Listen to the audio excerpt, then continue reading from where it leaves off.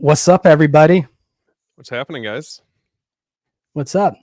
First off, I want to say, Christian, thank you for coming on. Thanks, man. Really appreciate it. This was the brainchild, I think, of the mix of GC and Steven. They were talking, about Return of the Living Dead. I was like, dude, that's like, from my understanding, Christian's favorite movie. So we got to get him on. Oh yeah. Thank you guys for working with me. I'm sorry I had to cancel on you guys. It was totally my fault. I told Steven yes for Monday, but I got to work the next day. My buddy was like, hey man, I'll pick you up at this. And I was like, oh my God, I totally forgot. So thank you guys for working. Good. I appreciate it. No, it sounds like you had a better time. You got to go see Jurassic World. I'm not gonna say I had a better time because that would be rude, but I did have a good time, and it kind of spoiled me because that was my first time ever doing that mystery movie thing. So I was like going in like, I hope I just see Jurassic Park because I'm not really interested in seeing F1 or Megan 2 that much. I'll stream it when I get it, but I'm not gonna go to theater to see it. But so I got spoiled because now I'm gonna want to go back and do one of those mystery movie things, and I know I'm not gonna get what I want next time. Dude, you're gonna get like the next Smurfs movie or something like that. Frozen 3 or something. Yeah. I just saw 28 Years Later. That was an experience. Yeah, you know what? I enjoyed it. I didn't really have too much of a problem with it. I don't know if people watching have seen it or not, but Steven, do you get the connotation about the ending of that movie now? Yeah, it was. I don't know how. Like, I still feel like I'm like digesting the movie. Like, I feel like it's still early. But yeah, I mean, I feel like that this movie felt like it was more of a departure compared to the previous two. I don't know about like where you were at on it, but well, I don't know. Like, I love zombie films. I really do. And it's funny because I got a comment like, this movie wasn't about zombies. This movie was more about grief, the loss of a loved one, blah, blah, blah. And I didn't respond to it because it's usually just a waste of time. I'll be honest with you. But I wanted to say that's what makes a good zombie film. Not when it's about the zombies. It has to be about the zombies are the means to an end. Like, what makes a zombie film good is the story, is what's going on with the people. Like, I want to be like, no, you just describe Romero's. That's why Romero's films are so good. Yeah. You know, there's a human element. That's what I wanted to say. So, but my whole thing was the ending threw me off, like it did most people. But I know what you're talking about. Are you okay? Somebody was like 1, 2 ago. Well, somebody said, Christian, hold on. That guy is based off of a real child PFD file or PDF file. I can't say the word, obviously. Yeah. Okay. It's based off of a real PDF file in England or UK, like a world famous one. I don't think they're actually referencing him as that, but they're doing this person in real life that's a real creep, which makes me say, wait a minute, okay, this could lead to something super dark in the next one. So now that they got me back. I would right back in. Well, and that's what I told Steven was I said, and this is what I said. I said, look, I'm trying to go in which I'm not a fan of when now that they're doing this. They're like green lighting 3 movies all at once. Like, hey, it's kind of, it's like what you said, Christian. It's kind of, there's no stakes to it. Exactly. But I did go in the movie knowing that and leaving knowing, okay, hang on, we still have another one. So there's still some more story to tell, I guess is what I'm trying to say. It's a bad rule of thumb because you've already got it in your head. Okay, they're not gonna. They're doing more. Mm-hmm. You know, it's like I want to go to a movie and I want to feel like they left it all out on the field. Yeah. And the only way you Yeah. get, dude, that's why a lot of those that's why a lot of those horror franchises back in the day, all the sequels feel like different and unique and cool because they left it out on the field. There wasn't no guarantee that they were doing another one. You want to know how they did another one? If it made money, like this triple, dude, I really hate it. I really don't like it. And hopefully they're going back to the drawing board. Like, dude, you know for a fact they are probably going to work on this New Strangers Chapter 2 thing. Oh, Because God. nobody liked that one No. they just did. It was bad. And the first Strangers is I was there. I was in the theater. Dude, people were moving out of the theater in 2008 on that first one. That was an experience. You know? A good experience. UK Mr. Rogers, it wasn't after said, jeez. That's some suits that they got me. They reeled me right back. Dude, I like to it's movies. It's fake, right? Let's go there. Mm-hmm. Yeah. You know what I'm saying? Let's go. Well, especially to be a big Hollywood blockbuster as this is, and to really dive into that. Yeah. It'll be fun. Well, cool. Well, yeah, I guess that'll segue more into zombies, and we're talking about the Return of the Living Dead. What I wanted to ask you guys is, how did you find out about Return of the Living Dead? I think that's a good start. I guess let's go with Christian since you're our guest here. Sure. I won't make it too long. Long story short, I have to give a little bit of context. The real way to start this story is I was getting ready to go into senior year of high school, maybe junior year, I don't remember. But it was summer. Me and my brother were working a job. We were both working at the same place. We were working at the thrift store, which was amazing. One day I got to do a stream just talking about the crazy stuff I got. Because I live in a pretty wealthy town. Not that everybody here is wealthy. I'm surely not. But there are, like, Karl Malone lives here. Patrick, there's another quarterback that used to play for the Redskins who lives right down the road from kind of right. I could jog to his house if I wanted to. Not that I live in a rich area. But anyway, my point is a lot of wealthy people would donate stuff at that thrift store. So I used to get all kinds of cool stuff. But anyway, one night my brother says, Christian, I want to show you something. And I was just like, what? He goes, you're going to love this. You're going to love this. And he showed me the Angry Video Game Nerd. I don't know if you guys know who that is. And he showed me him doing this episode on the Texas Chainsaw Massacre for Atari. And I fell in love with this video. It was hysterical. I had no idea there was an Atari game for it. And I started like watching more of this guy's videos. And this was like 2008 or 9. And then I realized he had a website called Cinemassacre, and he did movie reviews and stuff like that. I've heard of the channel. He's a legend. I mean, James Rolfe is his name. He's a legend. He's an OG of movie reviews, video game stuff. And so I found that he had done a website where he has this character, the Angry Video Game Nerd, and he would review all these old video games and make these funny videos, and they were vulgar, and I love them. And around that time, I had really gotten into horror finally, because I wasn't like a big horror fan growing up. But when I went to his website, I saw he had movie reviews. The first 3 movie reviews I watched of his, oddly enough, no, the first 4, I remember them, was Fright Night, Evil Ed, Cemetery Man, and then Return of the Living Dead. And I remember watching Return of the Living Dead, and right at this point, I was going to FYE a lot, and I was every paycheck I would get, I would go drive to the mall, which wasn't dead in 2009. Yeah. And I would just basically go there and I would buy movies and started buying all the Friday the 13th DVDs and, you know, all that stuff. Anyway, so I remember watching the review he did for Return of the Living Dead. And I was like, before I watched it, I was like, it must be a sequel to Night of the Living Dead or something, whatever. But I watched it and I was like, holy shit, like this actually looks like super fun. Mm-hmm. this looks really fun. So I watched his review for it. I instantly went to FYE and I found the DVD.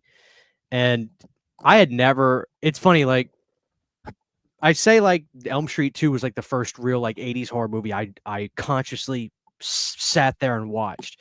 But Return of the Living Dead was just the same. Like when I got the DVD and I watched it, dude, I was like shocked at how good it was. I was like, this is hysterical. It never lets up, and I had never admittedly really heard punk music like that before. Like you gotta understand. I don't know if I'm the youngest here. I'm 33. Like, dude, in 2005, 6, like I remember when American Idiot came. To me, that was punk. Blink 182 was punk. Yeah, Yeah. Blink-182 for sure. That's what I grew up on. Yeah. Who is TSOL? Who is The Damned?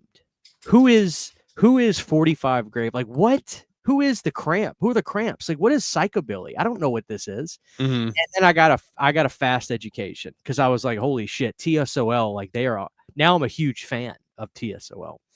But that's how I saw it. I'll stop there because I'm sure I can get into a gazillion other things. But I really did love it. It was an A+ movie to me from the first time watching it. Like literally first time I was like, this is one of the best fucking horror movies I've ever seen. Well, dude, it scratches every itch that you could have. It just covers everything, which I that's what I like about it. Yes. Steve. Man, I feel so basically when I was initially getting into like the Romero Dead trilogy, I around that time I was trying to get my hands on as many horror movies as possible. Heard nothing but good things about this, like through like my inner circle of friends at the time. They recommended this movie to me, and I just wasn't really sure what to expect first time around.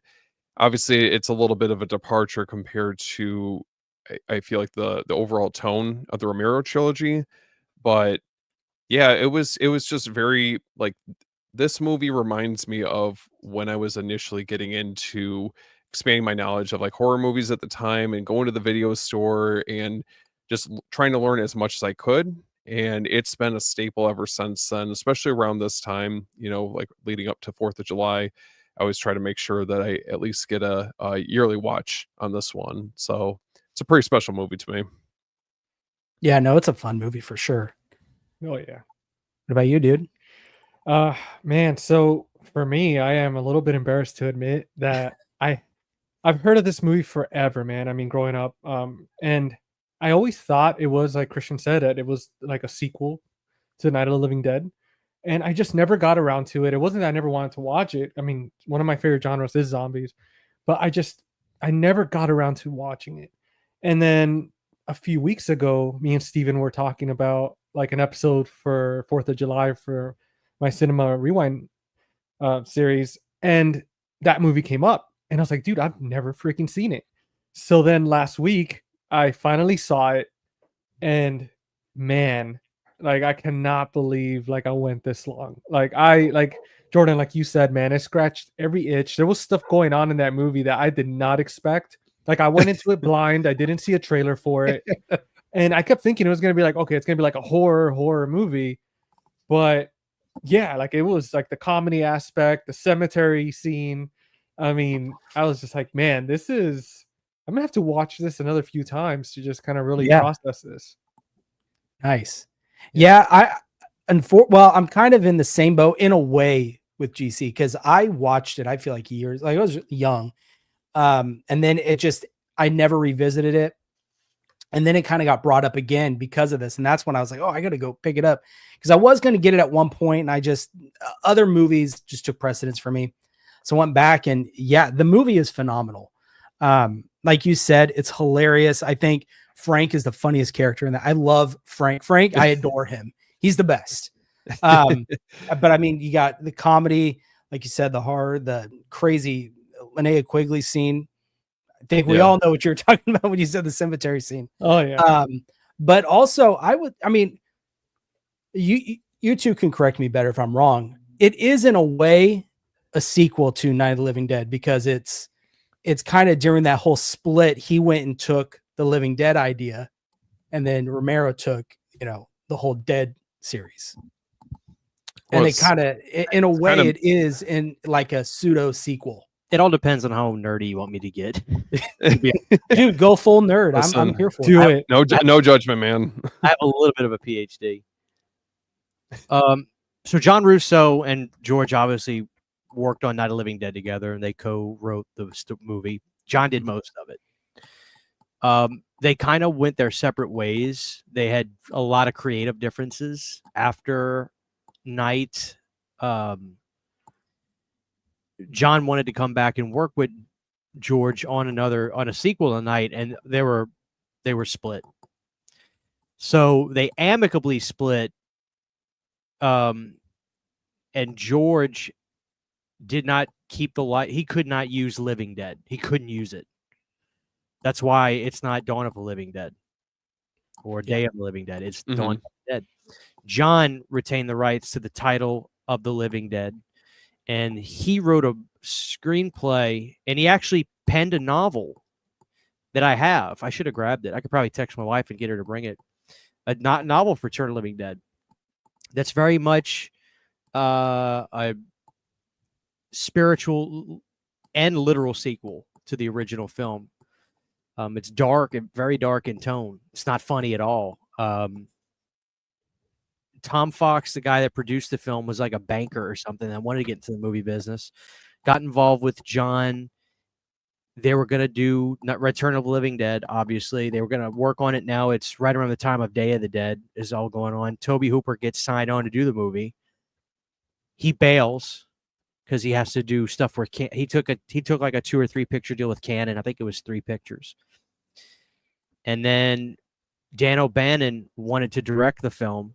He was kind of an up-and-coming name, but not really. He had been around for some time, but he wanted to direct. He had never directed before.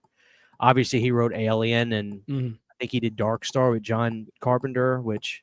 He did Dead and Buried, too, wasn't it? He wrote Dead and Buried, which is... God damn, that's such a good movie. Yeah, Jordan, take notes. I've been trying to tell him to watch this movie. I know. I need to watch it. Dude, listen, that I think Blue Underground put it out. Yeah. Dude, listen to me. It's really good. It's really good. Anyway, but that's how good Dan O'Bannon is. He hated John Russo's script. He said, "This is terrible. I don't want to do this at all." And the movie that you got is all from Dan O'Bannon's head. And when Dan got the gig, Tom liked Dan a lot. Tom was producing the film. Dan gave Tom Fox, the producer, gave Dan the job. And Dan said, "We're not doing John's script." John had no say at that point. Wow. So, but to John Russo's credit, when the movie came out, he goes, "Oh, this is fantastic. This is amazing. This is absolutely fantastic."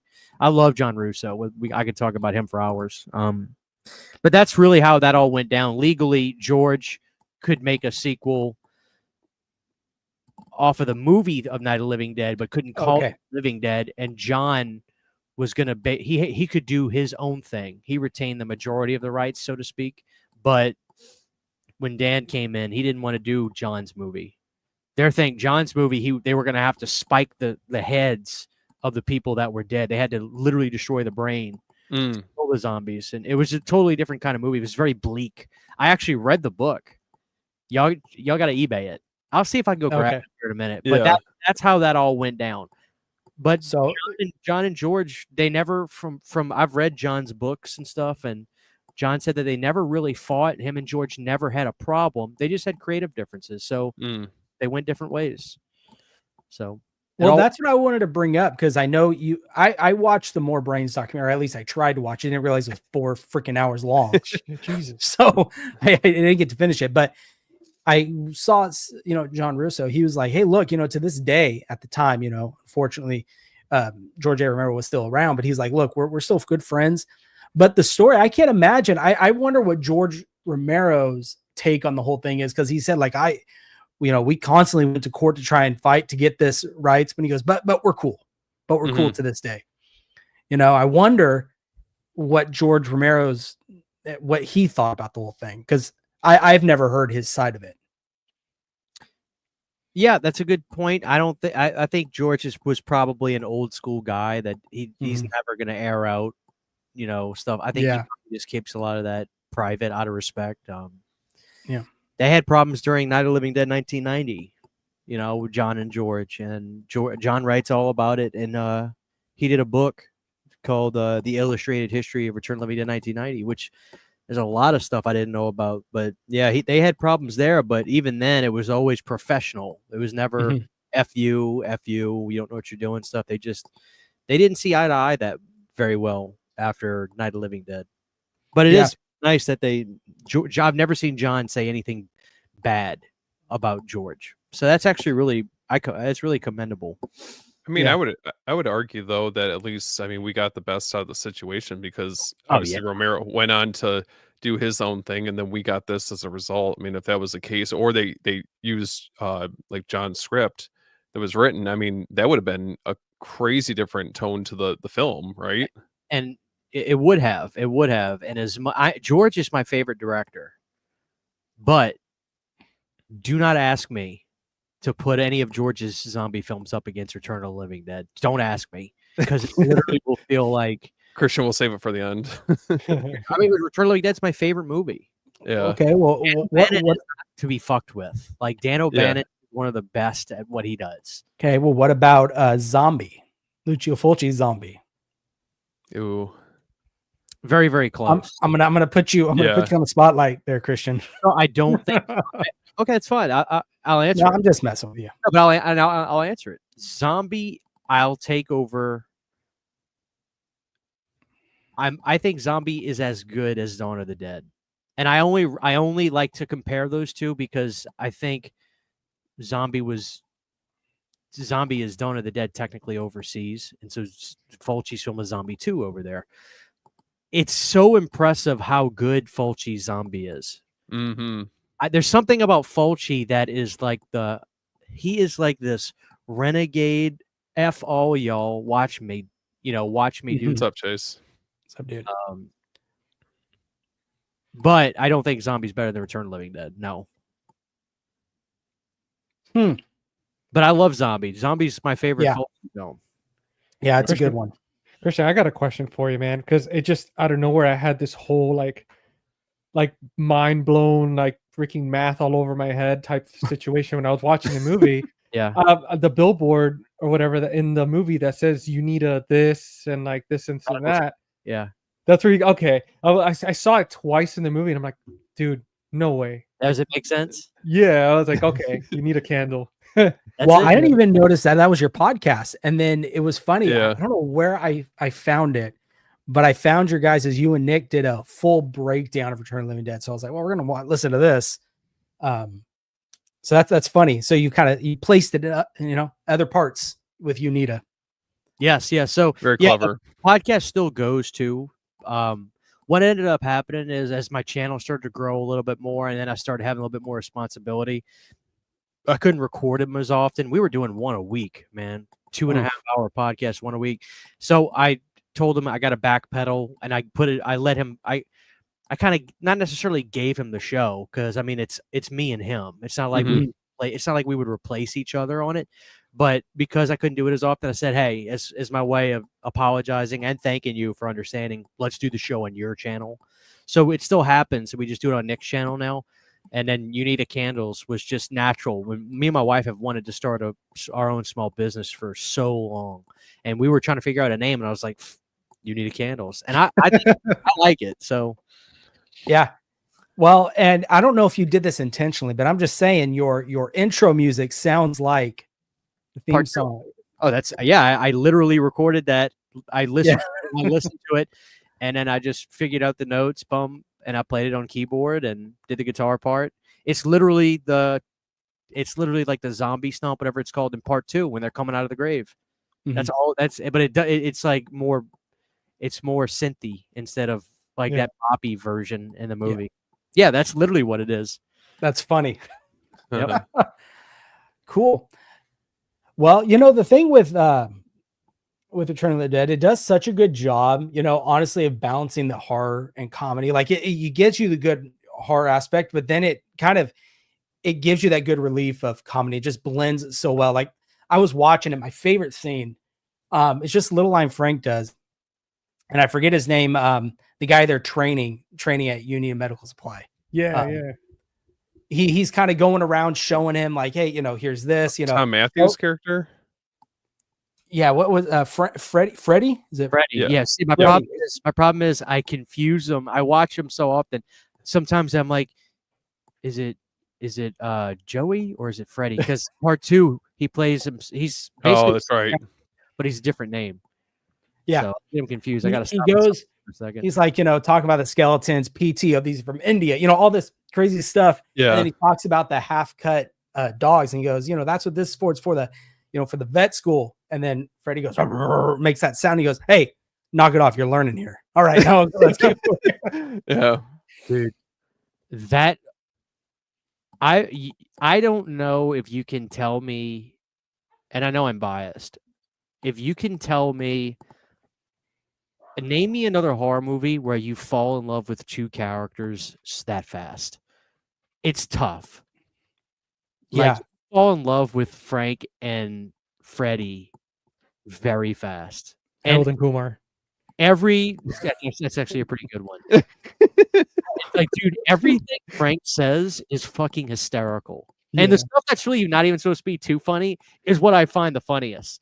Like, keep the pot roast, honey. Kiss, kiss. Like, shit like that. Yeah. I just die laughing at it. Oh, yeah.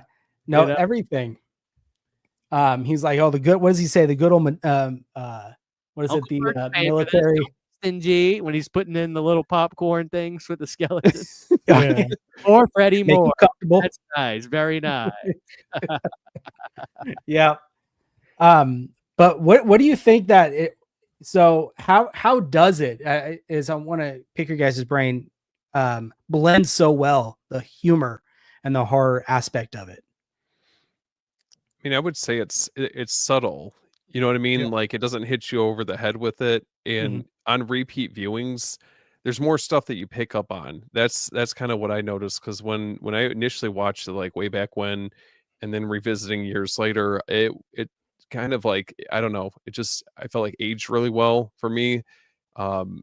Just an overall good sense of humor throughout the movie, and it's I don't know, it's like the perfect blend, I swear. It's almost like the humor doesn't really ever stop. It's just kind of just sprinkled throughout, and you just it's like almost a constant. But like you said, it's not in your face the whole time, which is nice for sure. It's like it reminded me of like Shaun of the Dead in a way, except obviously like it's more serious, but that humor is so subtle. Like, it's so subtle, man. And they're just putting those breadcrumbs of it's. You could tell they're making fun of during that time, like certain stereotypes. And like, yeah, it was definitely, I did not mind it at all. Like, I thought it was going to get very like slapstick and stuff, but I mean, especially how clean like the humor was. Like, it was almost like they were being serious but not. I thought it was pretty cool. It's one of the great things about this movie. I don't know if Jordan, if they talked about this yet in the documentary, but they gave him, I think it was James Cameron was like, give us 2 weeks to rehearse. And they got to rehearse, which I think is probably crucial for one of the reasons this movie works, because a lot of comedy and stuff is timing, and they knew how not to, they you could just tell everything was, all that stuff was, I mean, even if it was like on a stage, like on a play, the timing and rhythm of them, especially in that beginning, it's perfect. Like, everything moves fast. They don't linger on something that's supposed to be. And they honestly, I think it works because they play it, even though it's humorous with the stuff that he says, James Cameron, he's playing it straight. Yeah. He's not trying to be a goofball. It's like just playing this happy-go-lucky, 50-something guy that's training this young buckaroo, and it's Friday, so everybody's in a good mood. He's getting ready for the weekend, 4th of July party tomorrow. Like, everything just makes sense. Don't name it after me. Yeah. Yeah. But it's just, dude, it's so funny when, especially like when he's like, starts telling them the story about like, oh, we got that barrel and stuff. And Joey is just like, he's so into it. Has that campfire story kind of feel to it, where like, you know, coming closer, you know, like, you know, you're Well, not supposed to know about this. I even Yeah. found myself watching, even on repeat viewings, leaning in and listening, because you hang on. He sucks you in with that story, and he does so well with that. Mm-hmm. The best. And, Yeah, I loved the innocence too. I mean, when do you see a movie like this, like a horror movie, where every character's just looking after each other? Like every other horror movie, there's always somebody that runs off or tries to get away, and like even in the beginning with when Joey's like training, and I'm assuming he just met him, he's doing the training with him, and he's still, even when the whole gas goes off in their face and all that stuff, and they're both like feeling like crap, they never once like just try to do their own thing. They always stick together and they're like checking on each other, and Yeah. like it was just a very, even the punk rock, group, like they were all like looking after each other, and Mm-hmm. there wasn't a single one that just ran off and they're like, screw you guys, like I'm gonna save myself, like most modern movies now. Well, Tina kind of ran off. She went off to go go find Freddy. Yeah. No, but yeah, she did, like with I- the intention I of see what you finding mean. someone. Yeah, Right, yeah. right. Yeah. Well, then, so they all and they all got to have rehearsals, and there was one. Was it Clue? The guy who played Bert. He was put in last minute, right? He was. Yes, he was. Which you couldn't tell. No, not at all. You couldn't, but Clue was already a TV icon by that point. He had done so much work. I mean, he was a true professional. So you could throw him into anything. And it's so funny because just on like a whim one night, I was just Googling his stuff, and he had done so much stuff at that point. It's kind of like Fulci. Fulci didn't just start directing movies in the mid 70s and doing these horror films. Fulci was doing The westerns, in the 60s. Mm-hmm. It's amazing. But yeah, Clue was a true pro. Came in there, and I think everybody had a lot of respect for him. He did not get along with Dan, the director. There's stories of them fighting, and Dan, there's a lot of crazy stories about Dan. Like I think he might Was he kind of difficult to work with? Well, he was a brute. Like, he would grab the actors. You come here. You're gonna stand here. Once you do 3 steps, hit your mark. Go. Like he was. I think he was a left brain, right brain kind of guy. If you know what I mean. Mm-hmm. Yeah. He was very, very smart, but didn't know how to. So like, he was very, very smart, but didn't know how to express. He didn't know how to express himself in a way that is rational. I mean, Beverly Randolph tells a story. It's fucking hysterical. She said she was going to Dan's house to read lines to audition, and she goes to his house, and the coffee table is flooded with weapons, guns, and then there's porn on the TV. And she said she flooded. She ran out of the house. You can have one, Dan. You can either have porn on the TV, or you can't have both.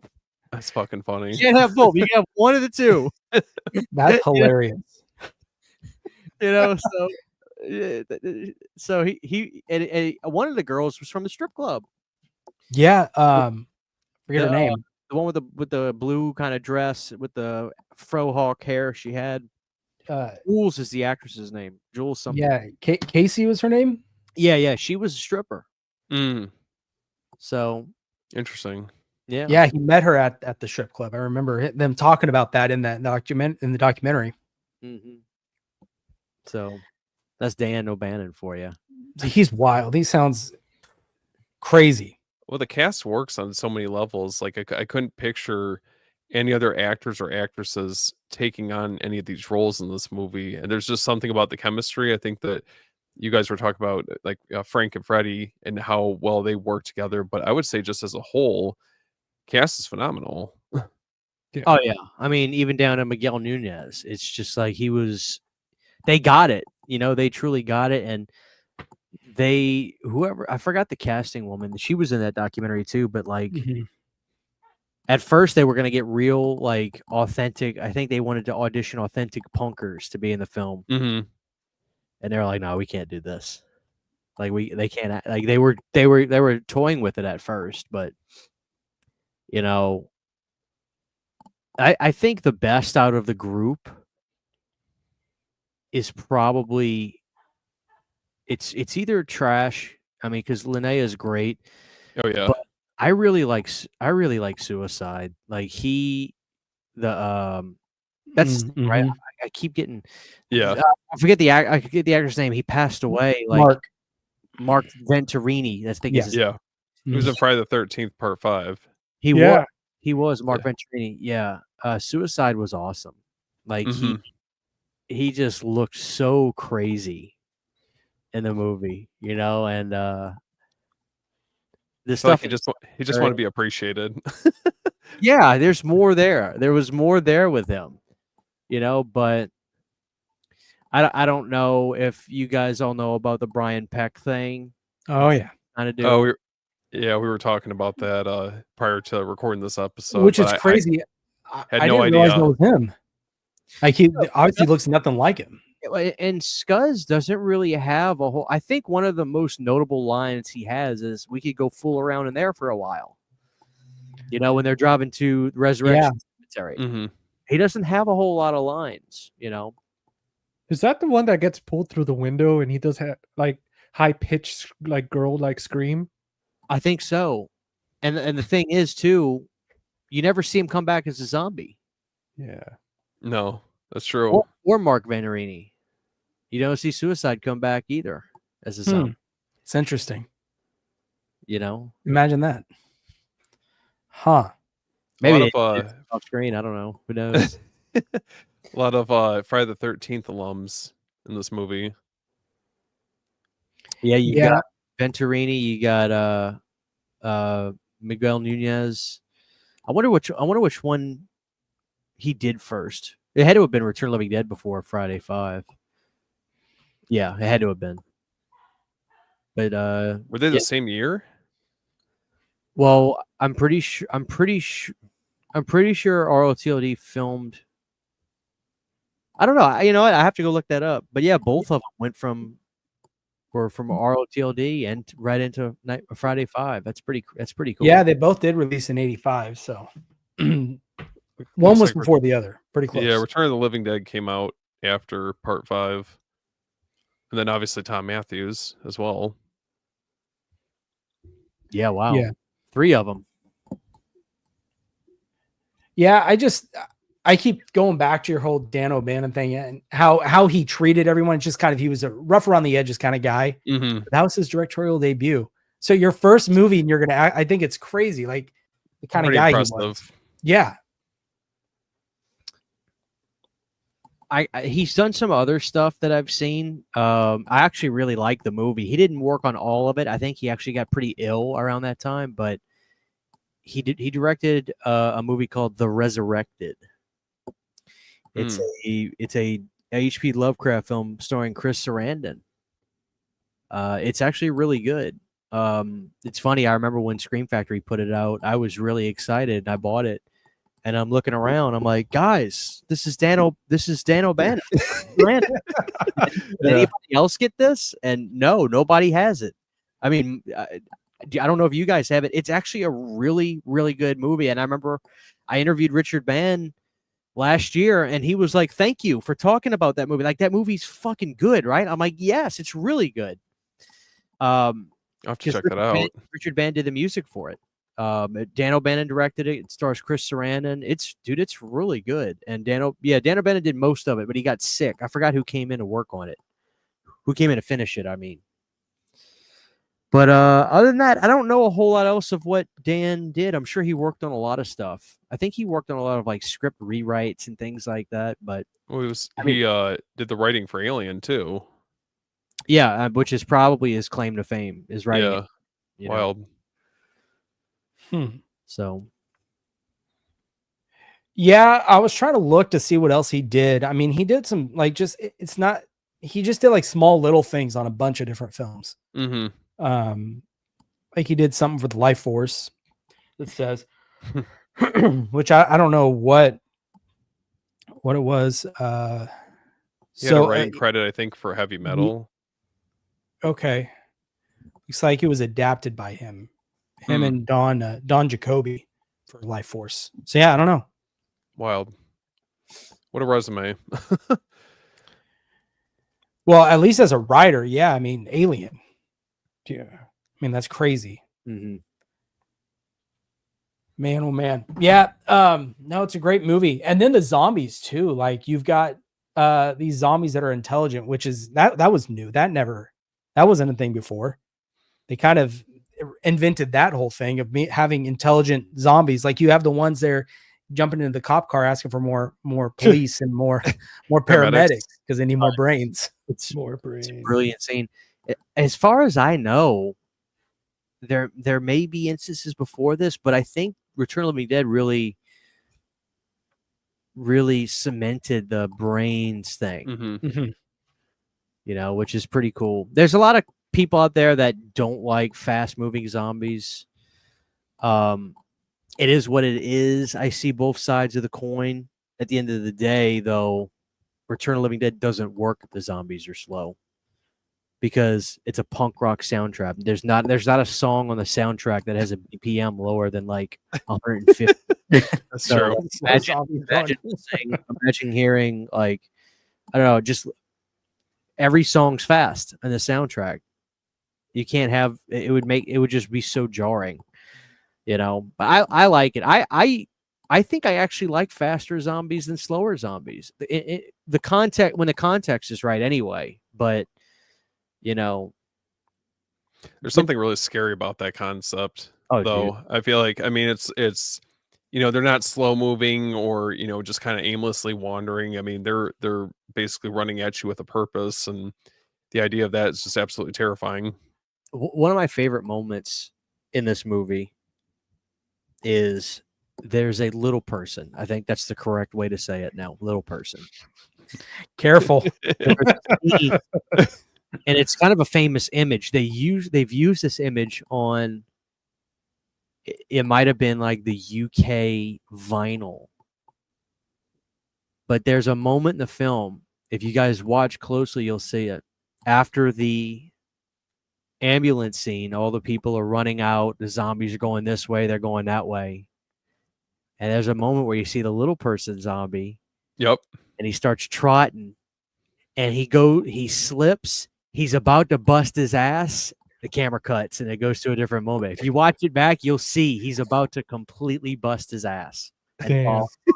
It's the funniest shit. But Dan cut it right as he went. He went like this, and he went like that. He slipped, and his body just started going sideways. Cut right back into the cemetery, not the mortuary. It's the funniest. Yeah.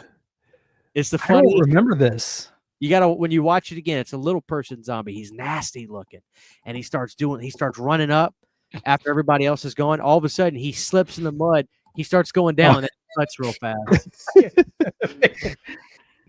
if you can see it. Right? Yep. If you can see it. It's a little dark, but yeah, I think I can. Oh yeah, here I can. Let me. You gotta watch that. Dude, it's so funny. There we Yep. go. Yeah, there you go. It's such a funny. That's hilarious. Dude, So, go ahead. Those zombies that like attack them they're nasty looking. Yeah. They truly look diseased, and they look fungal, and they look gross. Mhm. Like they look like they are part of the earth. Like they really just look muddy and clay-like. If anything, they're the most American zombies to look like Italian zombies, which is actually kind of cool. I would agree with that. You know what I mean? Like those Italian zombie films, like a lot of them, they just look like earthy. Yeah. You know? And Yeah. that's what I love about part 2 is not that at all, but I love part 2 for very different reasons. But the crudeness of part 1's look, I mean, dude, and the way Dan never lingers too long on them, but when the paramedics are going out to there to like get stuff, and then they get swarmed, dude, it's crazy shit. And those zombies, like if you watch that shit, like they don't come out and like start reaching, dude. It's almost like what makes it so freaky is it almost looks like they're just getting mauled or jumped. Like they went to the wrong part of town, and because they just come out, they go to grab. It's wild shit. That's what makes it work, man. Very It's, chaotic energy. Yeah.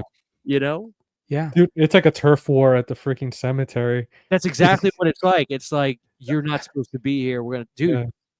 Yeah. It's good shit, man. You know, man, like I gotta say too that with like the whole debate too with fast moving versus slow moving zombies, I think it really depends on what you're trying to make the audience feel. Like for me, I've always enjoyed the fast moving zombies if I want to be uncomfortable and I want to be scared, because usually, like for example, like shows like The Walking Dead, they're trying to focus on the characters and the storyline, so they kind of just have the zombies there, like moving around and wandering and stuff, because they're focusing on these characters. But then these movies where they have these fast-paced zombies, like in World War Z, they're trying to show you like the bigger world. Like they're trying to make it into something bigger when they have like 100 different zombies tearing people apart, and they're trying to give an example of like the drasticness of the situation. And in this movie, it was like you said, man, like it was so great to see these zombies just it's like they literally came back from the dead with the aesthetic, but then also the way they're just grabbing these people was so, you could tell they were human, just the way they were just grabbing and it's almost like they're like rabies filled, like they're just pissed and Yeah, like they're rabid. Yeah. exactly. Yeah, man. That's a good way to put it. That's Well, such yeah, a I good mean, movie. they're still human. I mean, they had a full on conversation with the half corpse. With the brain, that I loved, man. I love that Yeah, I explanation. love that scene.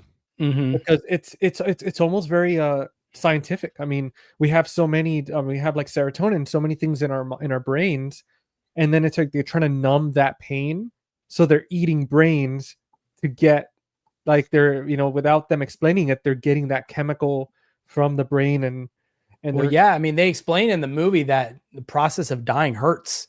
yeah. I forget feel who it the was rot. talking about it. Yeah, he just hurts. It's Yeah, I was wondering when solid World War Z was going to get brought up. You know, I What's love that? It's a solid explanation too. You know, Mhm. it's even plausible. Do you So, guys, all these years later, do you guys feel like the practical effects still hold up for you, like on rewatch all these years later? Well, Tarman. I mean, we got to talk about Tarman. I think he looks Yep. great. The one that takes me out of it for a split second is the yellow corpse. the cadaver. Yeah, Oh, yeah. when they cut off his head and he's sitting there, just that one shot. But other than that, I think it's all fantastic. So this is where you guys need to, as a matter of fact, let me see if I can grab it. Let me see if I can get this book real quick. Cool. Let's go over here. It's called The Complete History of Eternal Living Dead. Oh, wow. Right here. Okay. That's I can sick. find the page that has the. So Bill Munns was the special effects guy who got fired on the film, right? And Mhm.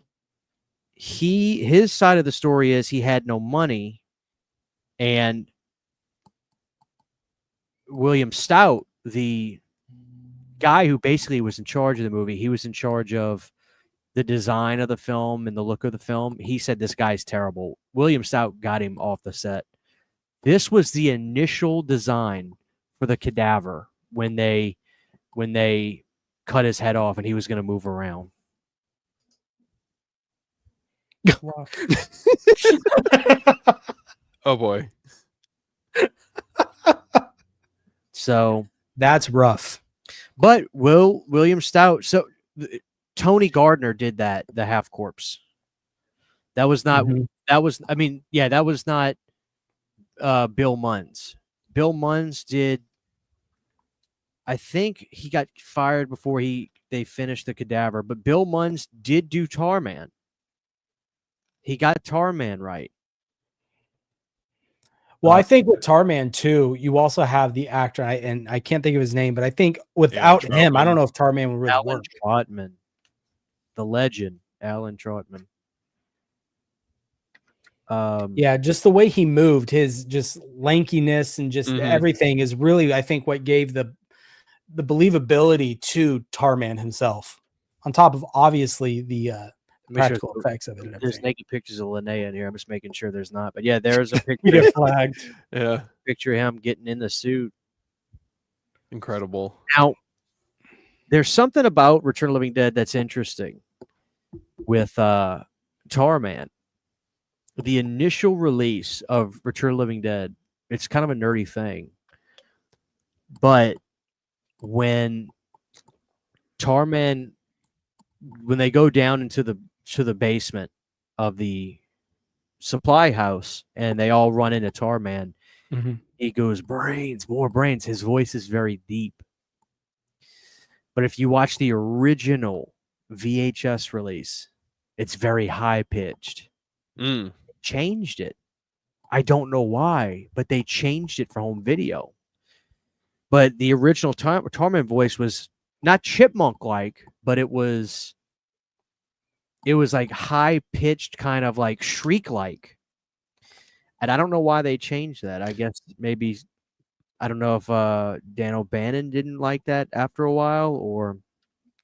Well, Christian, maybe you know, because I feel like with different releases, didn't they have also variation in the soundtracks as well, or certain select songs that were used for certain releases? Correct. So they used Enigma Records to do, I believe it was Enigma, to do the soundtrack, which basically means, like, a lot of times back in the day when movies would come out, some directors, they get carte blanche. Maybe if you're like a Rob Zombie type, you have relationships with the music studios and you can get favors, and you don't have to worry about record labels and using different record labels to get a bunch of songs because they cost a lot. So what they did back in the day was they would go to a record label and partner up with them and say, hey, we're doing a film. We're looking for these kinds of bands. Hook us up. So all the artists that do songs were on Enigma Records. Oh, Okay. I didn't realize that. So if you get the soundtrack on LP, cassette, which I recommend, I think Return of the Living Dead has a phenomenal soundtrack. There was a song by The Damned that again might be on it might have just been on the theatrical run, but something happened with them. They wanted more bread. They got a worse deal. Something happened, but they got replaced. Or just the music got shifted around. I'm always bad about remembering the specifics of what got replaced with it, or if it just got absolved. But yeah, there was that. But as far as everything else, I think TSOL, Burn the Flames, the singer's name, he had a weird name. Burn the Flames, which I love that song. A lot of that stuff remained where it is in the film. There wasn't a whole lot of moving around, but I do miss that, man. Like, there was just a time back then where studios would work with the record labels, and the soundtrack would come from bands off of that label. For instance, Elm Street 4 was Chrysalis Records. I'm sure you guys remember Chrysalis. Yeah. All those artists, Vinnie Vincent Invasion, the Sea Hags, Go West, the Vinyls, they were all on Chrysalis Records. So that's why if you get the music from the motion picture for Elm Street 4, it's a Chrysalis Records LP. And that's a part of movies that I miss so much, because there is a record industry today, but not really. And No, not like it was. Yeah, that was at a time where there were sub labels, like Enigma Records. So that all gets absolved. Corporate entities buy those up. It's either under Sony now or whatever. Now they're pretty good about when they reissue these labels, these records, they make them look as original as they can. I think they even have the Enigma logos on them. But yeah, that's another thing that makes this film so special is, man, it really brought bands that the average person would never listen to because they wouldn't know really where to find it. If you live in a town like I do, there's no punk scene, much less for bands like TSOL, even much less bigger bands like the Dead Kennedys or stuff like that. I mean, These are underground bands. 45 Grave. Who's heard of 45 Grave? We would go the rest of our lives without ever hearing of who 45 Grave is without Return of the Living Dead. You know, even the Cramps. Like I'm sure I would have heard the Cramps, especially, you know, with the Cramps are kind of an exception because movies love the Cramps. I mean, they used the Cramps in Wednesday when that show came out with Jenna Ortega. But yeah, dude, that's one of the things about these movies that I love so much was the way they used music. You know, and it's so funny. You can't see it, but right, my poster right there on the one sheet below the tombstone and everything, it says featuring songs by, and it even lists all the bands that are on the soundtrack, which is just so cool. So I don't know if you guys have, or I don't know if any of you guys are LP guys, vinyl guys, or whatever. Yeah. Sure. I'm slowly getting into it. It's a dangerous territory for me. I thought that was table, but I couldn't tell. I like your. Is that like a street light, like a red, like a? Dude, so that street light is from back in, I think it's from like the 70s. I love and my girlfriend's dad, at the time he was like in high school, and they were decommissioning these and upgrade them to the new ones. You got wow. So he got it, man. He got it, and then he gave it to me. He was trying to get rid of it. He's like, "Hey, do you want it? I know you collect like vintage stuff. Like that bubblegum machine is a vintage, and I turned it into a lamp."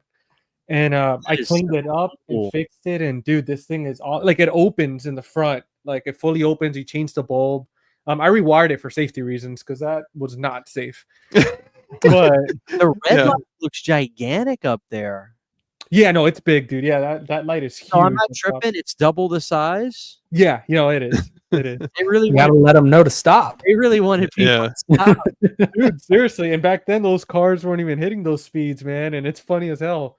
Hey, the brakes weren't as good. They needed more time. Yeah, that is wicked cool.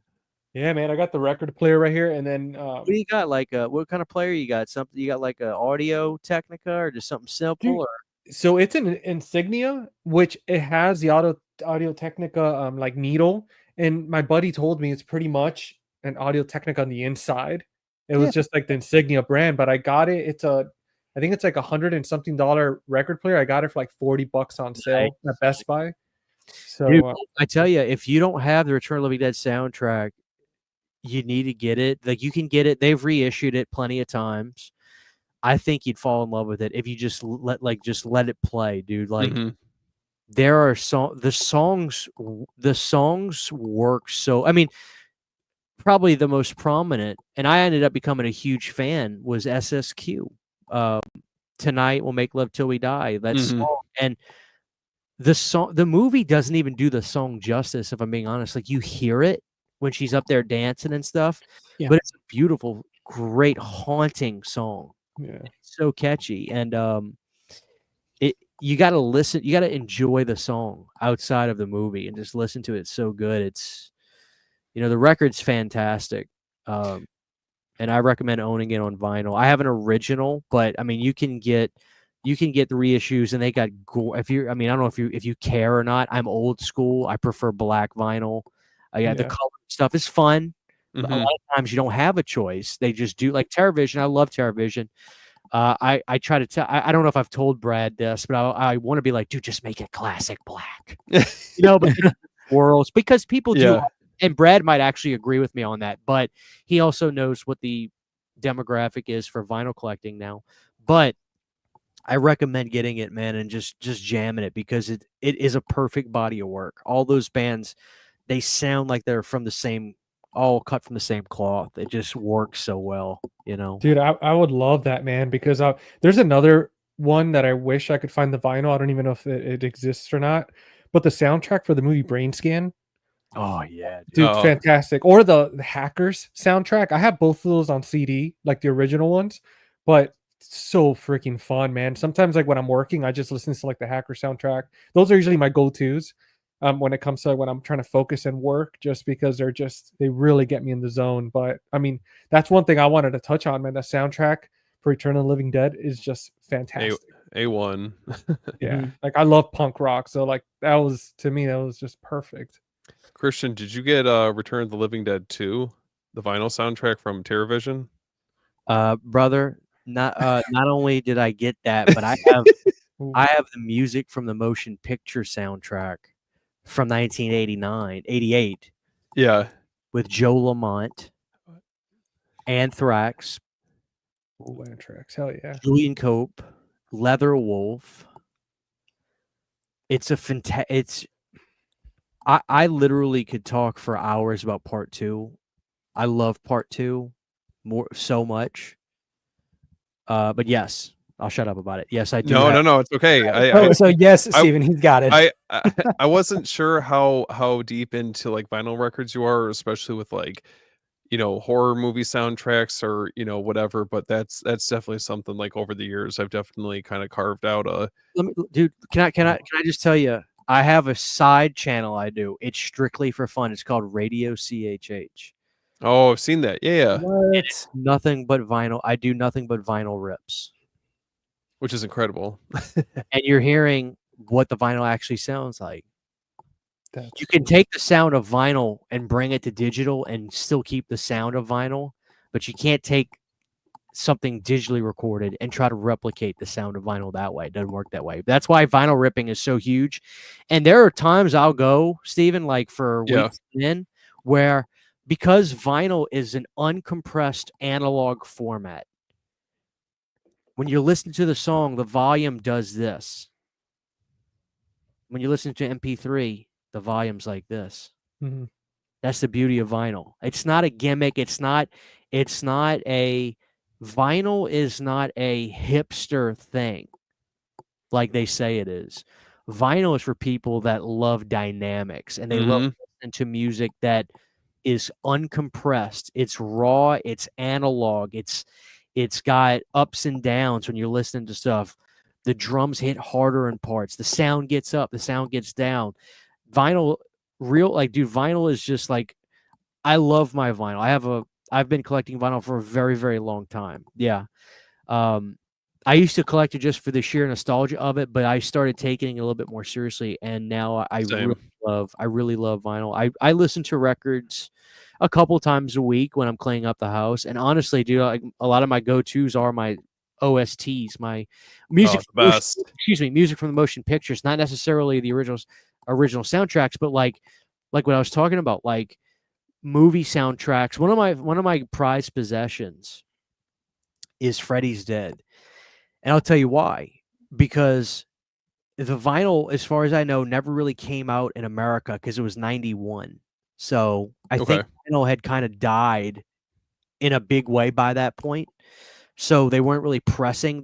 Vinyl never truly went away, but it definitely died down. And the record companies, they weren't really pressing records in late 90, 91 on vinyl, unless they were huge records. You could get some stuff, but Freddy's Dead was a music from there's the original soundtrack and the music from the motion picture. And going back to what I was talking about with Enigma and Return of the Living Dead, and then Island Jam Records, I think is the name of it.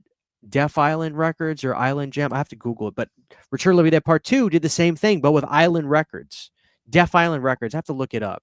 The logo is cool. It's a little palm tree with a coconut. It's the 80s. Anyway, Freddy's Dead worked with Metal Blade Records in 1991. And Metal Blade Records had the Goo Goo Dolls. They had Johnny Law. They had Iggy Pop. So that's what I was talking about. What I love about these music motion pictures is the record labels would give all these bands to the studio to put all, and that's why the music is there's something about like soundtracks back then, dude. Like there's a cohesiveness to them because it's all these bands that are signed to the same label that are kind of similar in sound. So that's what I love about that kind of stuff. But yeah, I have a Freddy's Dead. I listen to that one a lot, man. Because it's such a good the music from Freddy's Dead is phenomenal. I understand that it's not everybody's cup of tea, but the music is phenomenal. Dude, you would love my record store. You would love my record store. I was sending the guys pictures of like the original. Yeah, it was pretty cool. Dude, Halloween. They had the original Candyman. Hey, the Halloween. Tell me if I'm wrong. The image itself, it's more of a darker look, like the pumpkin. It's not bright orange. It's almost like a like a dead flat kind of orange, look, right? The original vinyl. Dude, I have to relook at it. I mean, I know they haven't sold it because it's expensive as hell. So I'm gonna go back soon. Look at the one sheet like that, and Yeah. then look at the vinyl image. It's like it's creepier because it's a flatter, darker orange color on it for the pumpkin. But dude, that is like a I want that so bad. The Halloween one. Oh yeah. Dude, if it's still there, I'll send you a picture and I'll send you a link to the place because normally like their records usually go for like they had I forgot which Friday the 13th original one, and I think it was like $100 or something. Was it red with Jason with a No, it was I think it was kind of bluish, like in the front, if I'm not mistaken. I have to find that picture, man. Like an original press of it, or no, it was an original press of Okay. Friday the 13th, Candyman, Halloween. wow. And I'm trying to remember because I know they had the new release for one of the Friday the 13th. I mean, not Friday, Nightmare on Elm Street. I think it was part 3.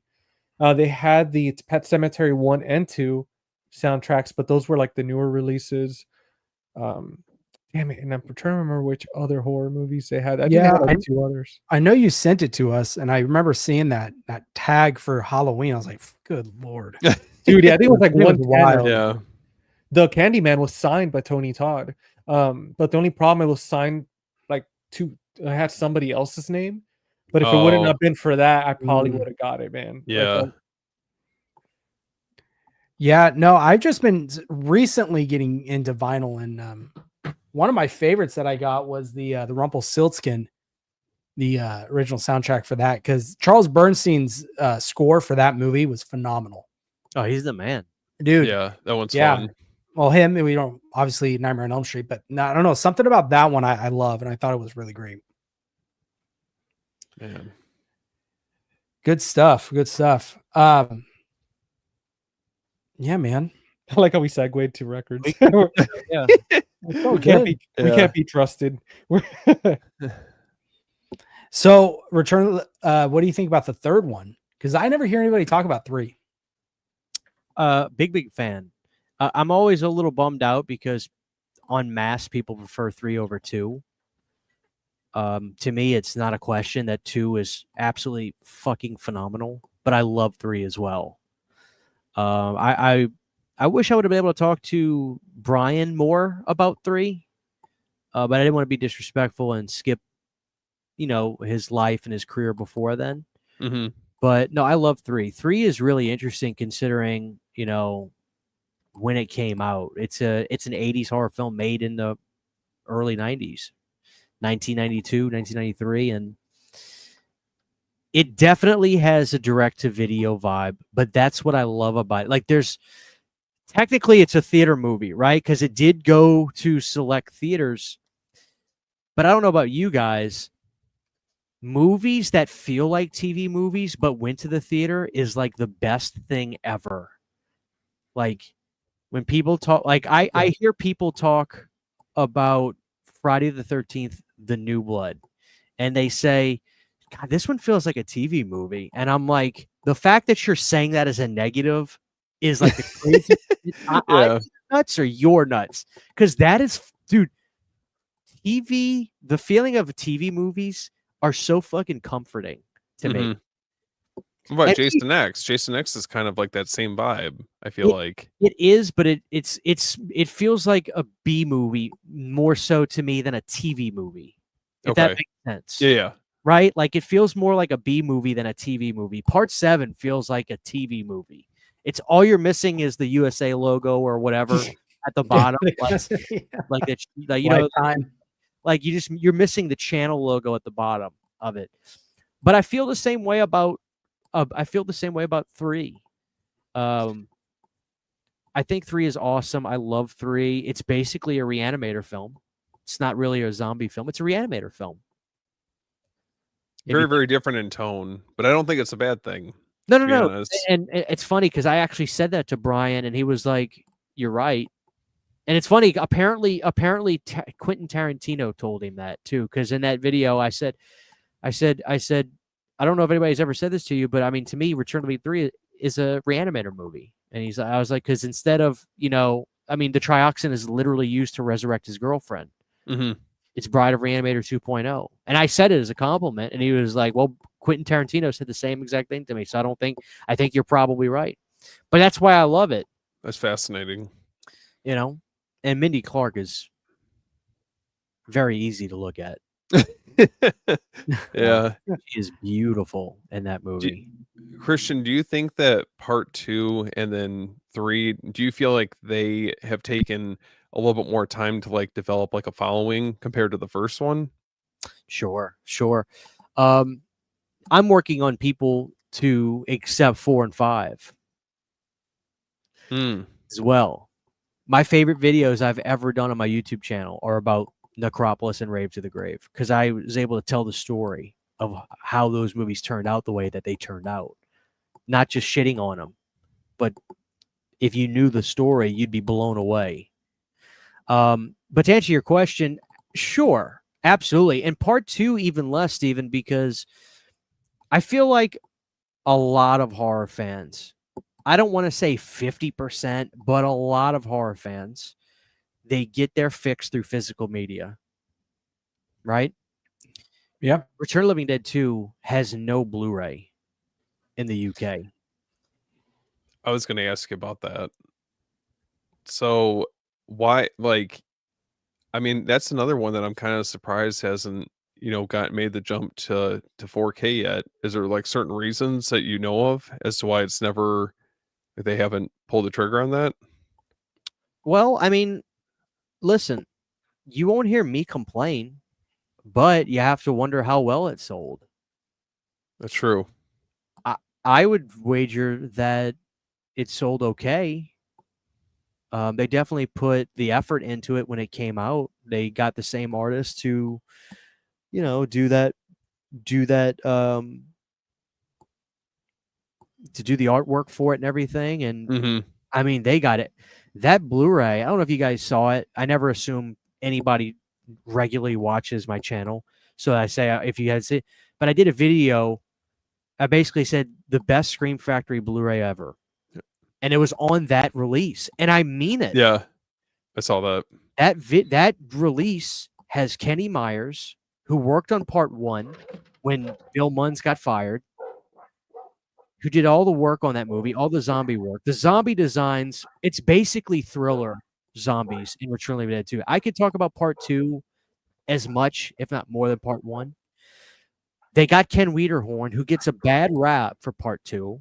People think he just came in and wanted to rip off the first movie. No, he didn't. He wrote a movie called Grave Robbers.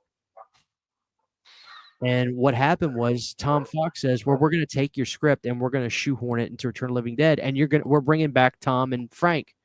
We're bringing back Tom Matthews and James Cameron because people loved them in the movie. Well, they died, right? Who cares? Yeah. Ken gets such a bad rap for that movie, and it's undeserved. He wrote a movie called Grave Robbers. It was a horror comedy about these guys who are taking jewelry and stuff off of dead people, and they come back and get revenge on them. Which I remember the first time I watched the second one, and I was a little confused by that till like I started like reading a little bit further into it and like the circumstances for how the movie came to be. So I think when you look at it as a whole, which I don't think most people would obviously, like more casual viewers would know that, but yeah, I mean, I think that's definitely a movie that I don't think gets talked about enough. I think it's really good in its own right. Well, it's one of those movies where it's a comedy. There's horror comedies, right? Mm-hmm. This is a comedy that has the dressing of a horror film. It's much more of a funny movie than it is a horror movie. Part 1 is definitely funny, but it's a horror film. Nobody would question that Return of the Living Dead is a horror film. Part 2 looks like a horror film. It even sounds like a horror film, but it's a comedy. Mm-hmm. And a lot of people don't like that. And I respect that. But to me, part 2 is one of the most rewatchable, comfort quality zombie films of all time. I really love it. Got me wanting to rewatch that, but the only way that I have it, I only have a VHS tape of it. So till we get that possible 4K down the line, I'll probably just stick tight with that for right now. No, listen to me. I was Listen gonna say the Blu-ray still, you can still pick that up, the Scream Factory one. to me. Listen to me. What you need to do before it ever goes out of print. I don't want it to go out of print. Yeah. I did a video on this last year or the year before. It might have been last year. It's called Horror's Biggest DVD Mystery. Okay. Mm-hmm. I'm assuming you've watched, obviously, your VHS of Return of the Living Dead Part 2. Yes. Okay. You're familiar with the music that's Yeah. in that. You need to grab the DVD off of Amazon or go to a used DVD store, go anywhere and look for it. It's not a question of, oh, just get it because it's cheap or the artwork's cool. You like, no, you need to have the DVD. I'm going to tell you why. Okay. The soundtrack that I'm used to with that movie is not what everybody else is used to, because everybody else grew up with this movie on TV and the VHS. When I saw this movie, the music was scary. And what happened was there's a totally different soundtrack on the DVD. All the music's different. It's not the bum, bum, bum, ba ba ba ba ba. It's dun, dun, dun, dun, dun, dun. It's a different soundtrack. Totally. So why is that though? I'll get to that in a second. Okay. Sorry, I'm jumping the gun. No, you're not. Like I said, dude, this was one of the biggest videos I ever did. I never saw it coming. I didn't think anybody was going to watch this. It's got it's almost 100,000 views. It blew my mind. Wild. So when the Blu-ray from Scream Factory came out, and I'm going to tell you something, you really need to grab that Blu-ray, because when More Brains came out, they did two mini documentaries, one 30-minute documentary and one 20-minute documentary. The 30-minute documentary is all about part 2. The 20-minute okay. is all about part 3. They put that documentary from More Brains, the bonus features, which were the part 2 and part 3 documentary, they put part 2's documentary on the Scream Factory release. They interviewed Kenny Myers, who talked about making of that whole movie. They interviewed Ken Wiederhorn, who talked about the entirety of the making of that film. They interviewed the guy who did the soundtrack. Now, everybody was wondering what the hell happened with this DVD. Why is the music different? Well, I was starting to wonder this. And so when the Blu-ray came out, everybody was happy because the original soundtrack was back on the release. Ken Wiederhorn says in this interview, well, we got a score for the movie. I didn't like it. So I put the music in the movie and I sent it to Larimar, who were in the movie business at the time. And then, they did Trick or Treat as well. They didn't stay in the movie business very long. You probably know them more so from TV. I think Larimar was Full House, Yeah. And he said, I put the soundtrack in and I sent it to Larimar. They didn't like it. And I didn't like it either. So they agreed. So then we hired another guy to redo the soundtrack. Everybody says, man, they must have had some kind of lawsuit when that DVD came out, because that's not the soundtrack. And I said, if there was a lawsuit, there'd be a paper trail. Mm-hmm. Oh, it's a lawsuit. Oh, it's a lawsuit. Everybody says it's a lawsuit. I'm thinking to myself, no. What happened, Steven? This is why all you guys need the DVD for part 2. They probably just sold out after you said that. What happened was Warner Brothers accidentally used an original print of the movie with the soundtrack that got booted in the beginning. Oh, no way. That's what happened. Interesting. Okay. And here's how I know it's not a lawsuit. You ready for this? I talked all about this. You guys got to see this video. I've seen it. Yeah. This is what happened, Steven. My buddy says, hey, Christian, swap the language to French on that DVD. I said, why? He goes, just do it. Guess what soundtrack is on the French audio? The one on the VHS. There's no So- lawsuit. They accidentally put out the movie with the soundtrack that got scrapped, which makes this DVD a collector's item. You need to get the DVD now. I'm telling. Wild. Eventually, this DVD is going to go out of print, and it's going to become a collector's item. I'm not taking credit for it, Yeah. but it will be a collector's item because they accidentally put on the wrong soundtrack out on DVD. Wow. I love the soundtrack myself. Yeah. That's my soundtrack because that's how I watched it. But nobody else grew up watching the DVD. They all saw it on VHS. So I was going to say, was that was initially how you first saw was the DVD. the second one? Okay, Was the gotcha. DVD, and I loved it. It's creepier. It's much Yeah. more thriller type music. It's got like a bounce to it, but it's kind of like Michael Jackson-y Thriller. So this is why I tell people, get the DVD. They say, I might get the Blu-ray. I said, I don't care if you get the Blu-ray. God, have the DVD. Yeah. That is Chris- this never happens. Christian, you took me for a spin with that one because I thought you were going to be selling me on the Blu-ray, and then now Well, you got me to come around to the DVD. well, listen.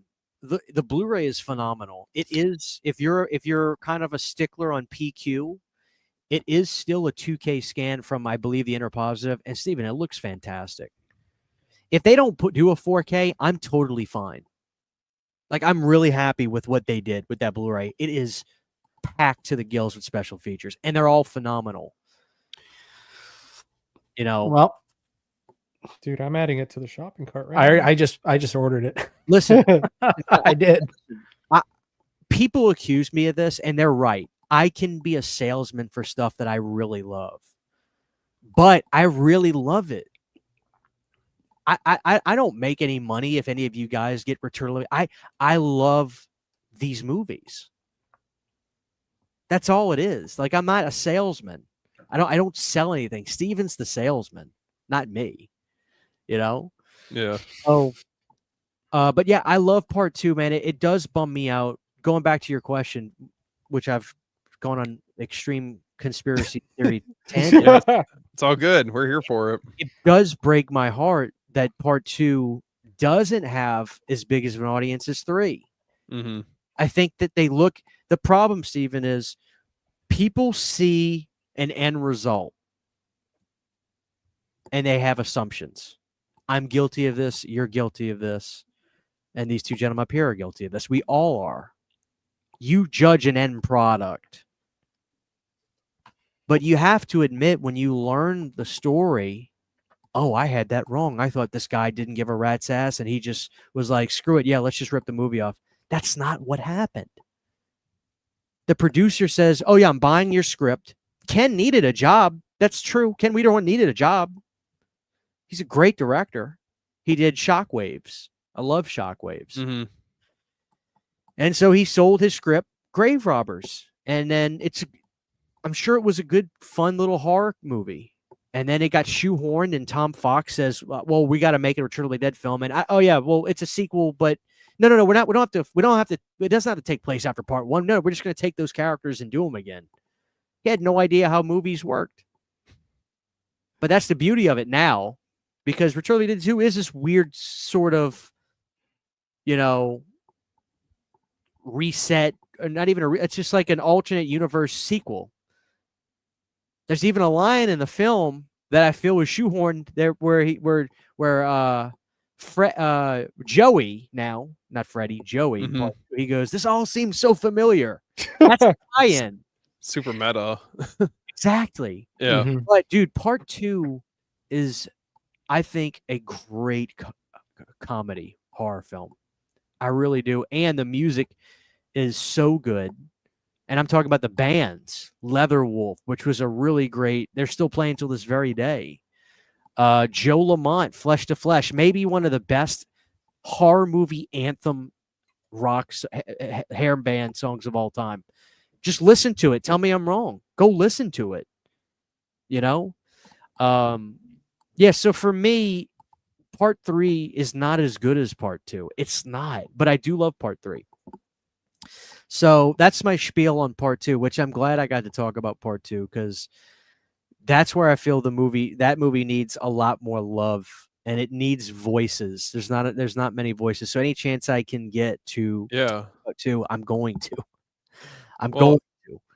it's cool because I feel like each of like the first 3 films distinctively kind of has its own like voice. I feel like for kind of like what I feel like each one stands for. I mean, yeah, I get that they bring back some of the same actors from the first one, but I don't know. I think now knowing a little bit more about like the backstory behind it and the reasons why like it came to be how it is. I mean, I think that just makes me appreciate it. The second one on its own. It does, dude. And that's the beauty of a great release when they interview the people that made it and they get their story. Nobody knew Ken Wiederhorn's story before this.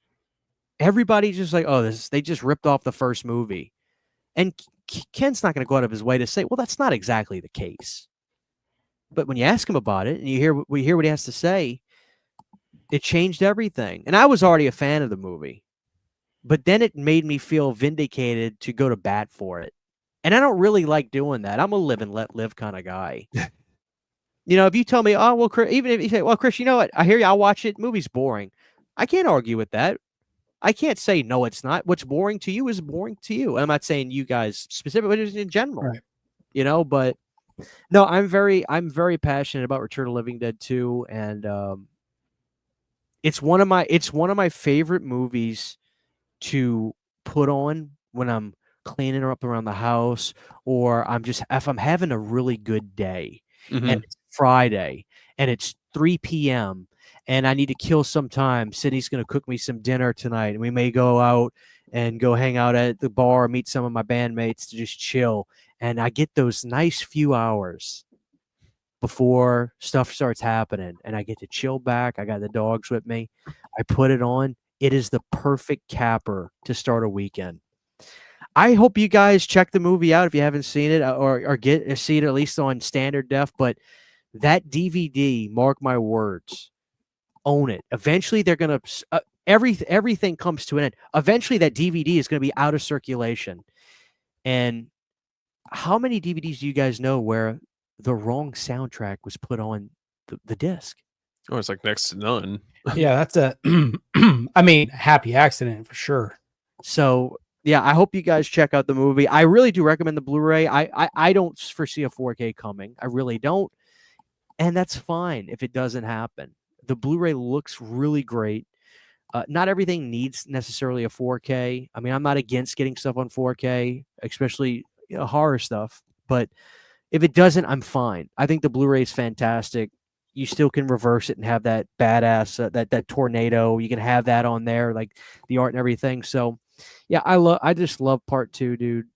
And I really do go to bat for it. I mean, I need to shut up because I feel like I've talked way too much. Oh, no, you're good. I kind of wanted to bring up something jumping off of like what we were talking about. So, do you think these movies as a whole deserve more credit for influencing more modern zombie tropes that we see in movies like maybe past this point or like around that time? I can't say that for 2 or 3, but I think it's beyond fair to say it for 1. I think going back to what we talked about earlier, I think it's clear. I'm not saying that there weren't instances before, but I do think that Return of the Living Dead probably did,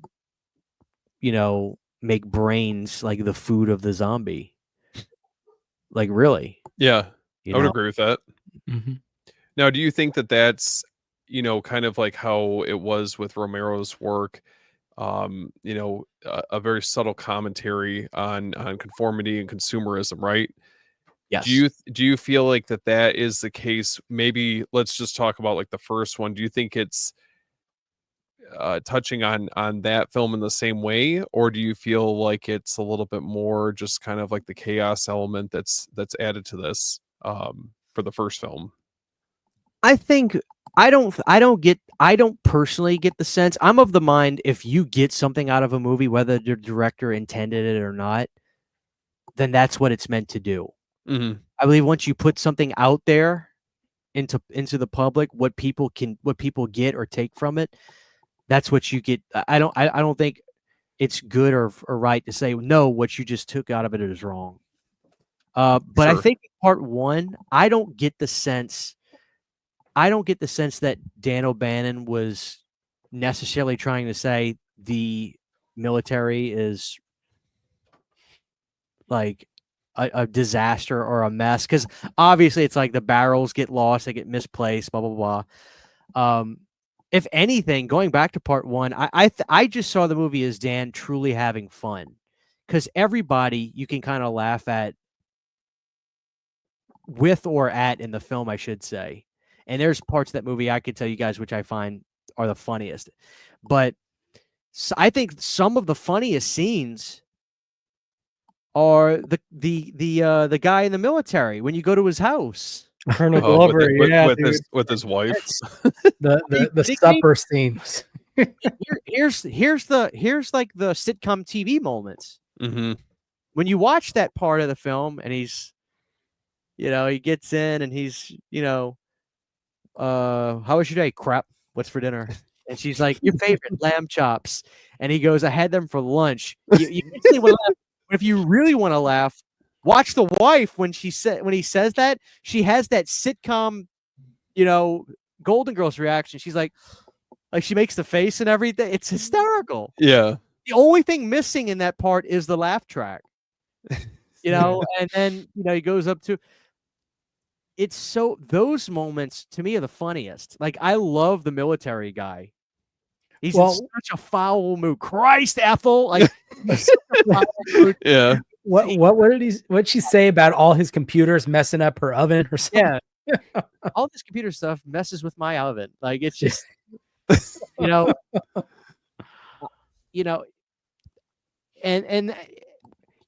even at the end, like when they do set off the bombs, and he's just like, yeah, well, only a few hundred deaths. We're good. Like,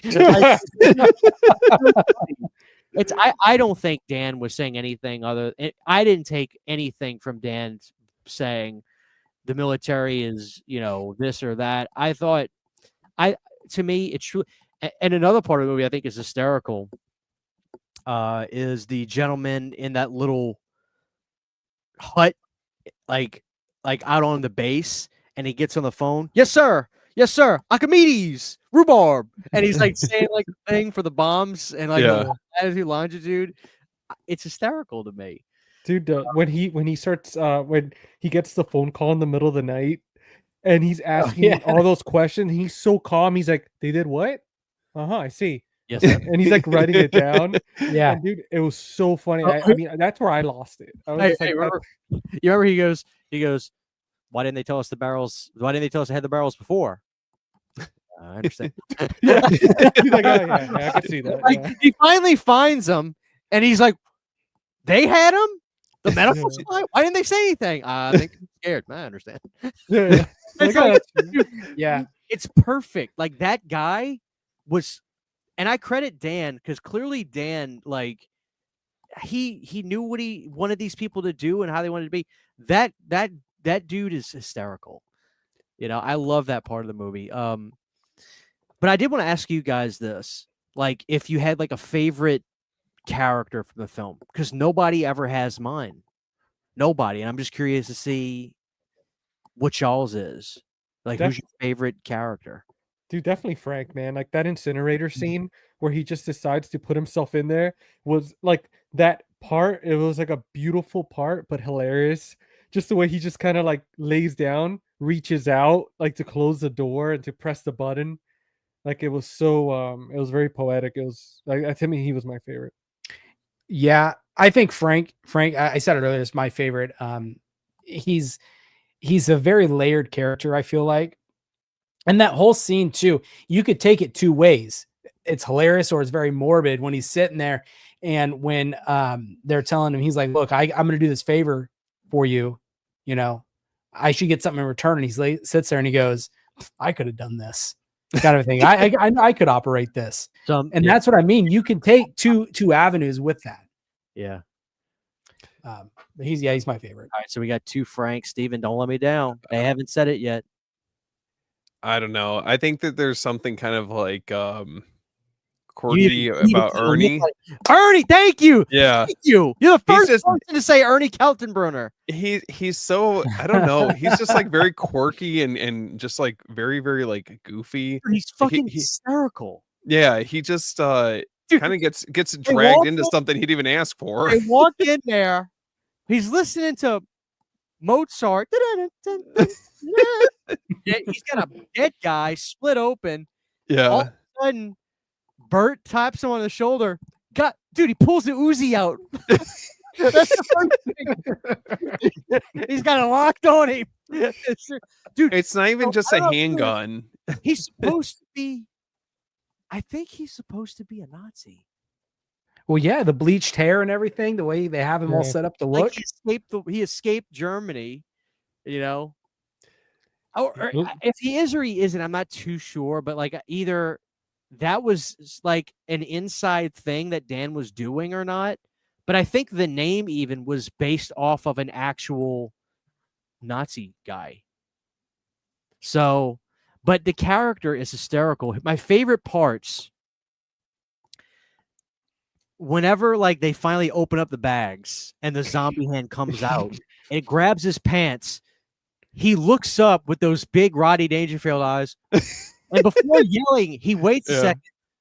He looks at him, and then he goes, "Get it off!" But it's the moment of those bug eyes before he said, and then they everything settles down, the dust settles, they get the hands off of him, and they're like, "You can't say anything about this. We need your help. You can't say anything about this." Instead of replying, he takes a deep breath. He walks over, gets a pair of scissors, sits down, cleans up his pants before he utters a word. Other than he goes, "Okay, let's fix your problem." Like he is so fucking funny to me. Ernie is the best in this movie.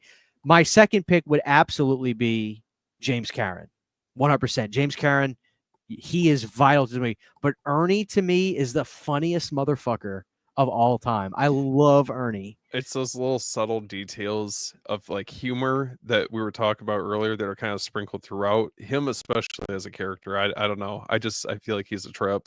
Hey, dude.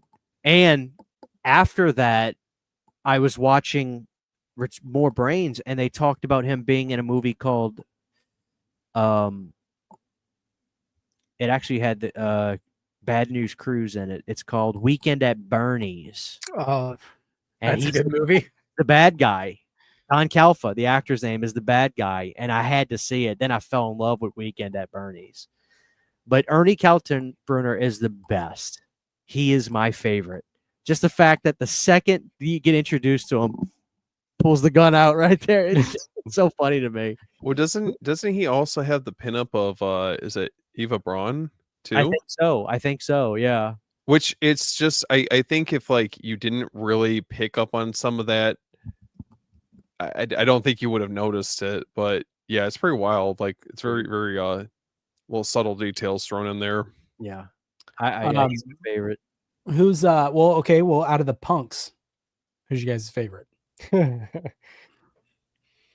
think what GC's gonna say. Oh, you already know I'm going for trash. That was it. Yeah. I don't know. I mean, I gotta respect that choice. I mean, how do you top that whole like 30-minute like freaking? And it wasn't even just a graveyard. Throw after that. Like, what did they say? Yeah. Trash is taking her like top off. Like get the lights out here or whatever. What's his name? She's taking a over here. Yeah. Well, the way they said it too, they're like, I think that's where they were like, oh, she's taking off her clothes again. Yeah. Oh yeah, she's taking off her clothes again. Yeah. Suicide's funny. I don't know. The one part where she comes up and she's trying to dance on him, and what does he say? Like, have some respect for the dead. Yeah. She pushes her away. Trying to be deep, and he's like there with a freaking piercing across his face, and he's oh my all god, punk rock, and he's like all serious, and he's like, oh, nobody cares. Like, yeah. No, they're good.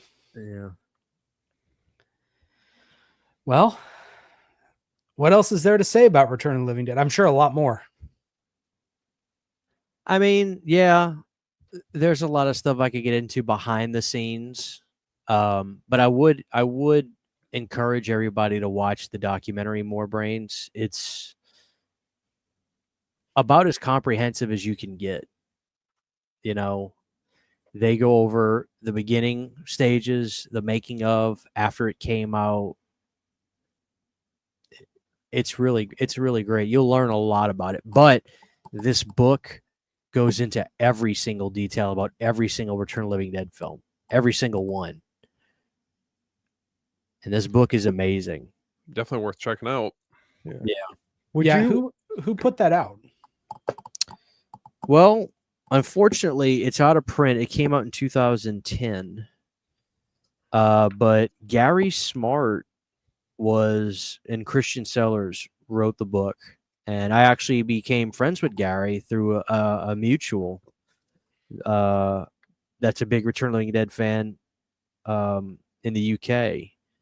But I think the book, you'll have to eBay it.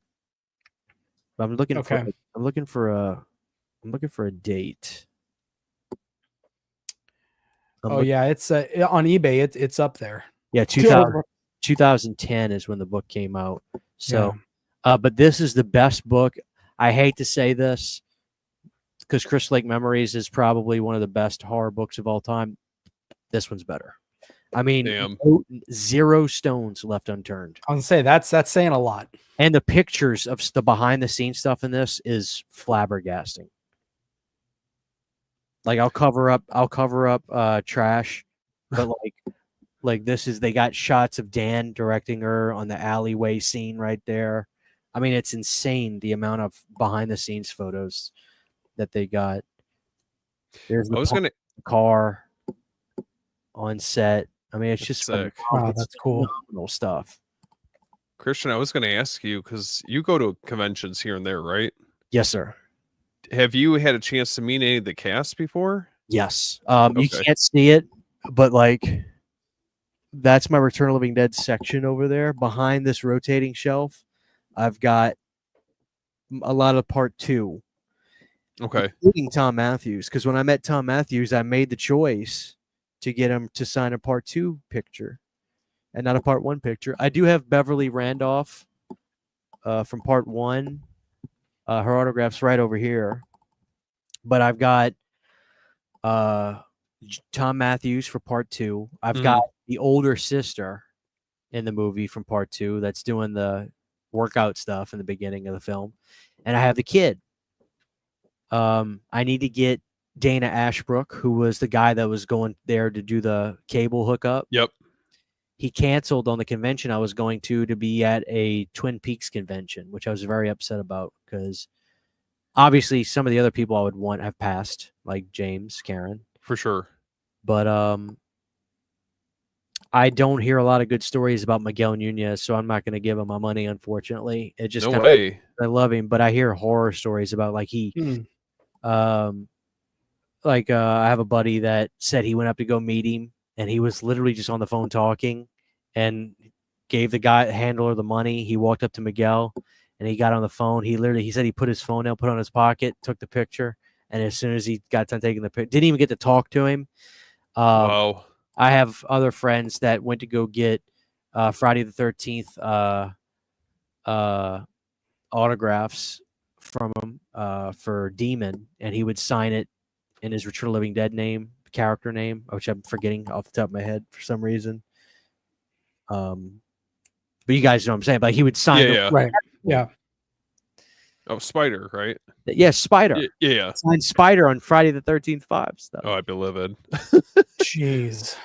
So I don't hear. And then Pizzow did an interview with him on YouTube, and you know, I don't mean I don't want nobody to bash him or anything, obviously, because I don't take it personally. I will never not enjoy Return of the Living Dead because Miguel Nunez maybe isn't the greatest convention star for fans. Like they may have they may not have the greatest experience with him, but I mean, listen, I love him in the movies and he's still a human being. I'm not gonna have a problem with him. But if you watch Piz's interview with Miguel Nunez, like a little bit into the interview, Miguel just goes, "Hey, you got 5 minutes."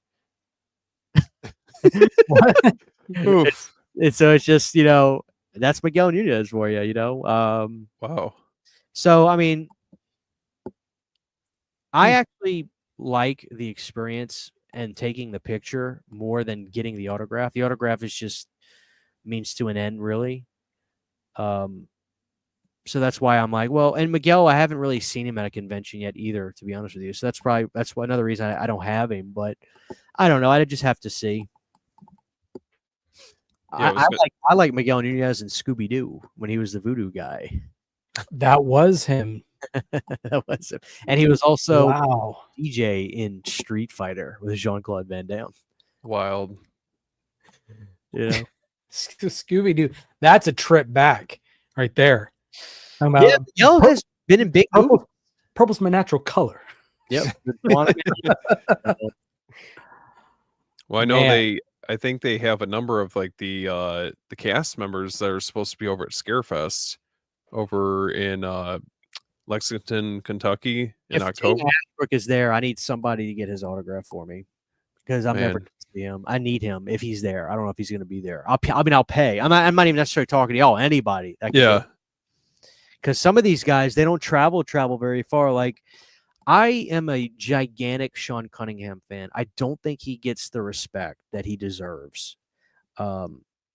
Nobody is in his shoes, yet everybody likes to say, oh, he's just this, he's just that. But I have a lot of respect for Sean. And I don't think people realize that Sean's a good director. I mean, he did some cool movies like The New Kids, which is a great little kind of 80s, trippy, almost slasher type movie. It's definitely a horror film. And it's kind of like Class of 1984. But Sean did an amazing creature feature called Deep Star 6, which is just phenomenal. And it was a big budget, creature feature submarine movie. 89 was the big year for underwater. You had Leviathan, you had The Abyss, and you had Deep Star 6, which Deep Star 6 is my favorite of the three. I mean, I'll have to check that out. It's really good. Kino just put out a 4K of it. I saw that. It's a phenomenal movie. I don't think Sean gets his due. I really don't. And anyway, all to say, I had a friend that actually was able to meet Sean at a convention. They were I have it right over there. It's my favorite autograph I have. I got Mr. Cunningham's autograph right over there. Incredible. I treat it. I showcase it. He's the king. I love Sean. To me, Sean is up there with what he's done. Yeah. Which is Wes or anybody. I mean, Sean found Wes Craven in a sense. I mean, Sean made those movies with him back in the day. Sean doesn't get, I don't know why, but Sean does not get the credit he deserves by horror fans. It breaks my heart.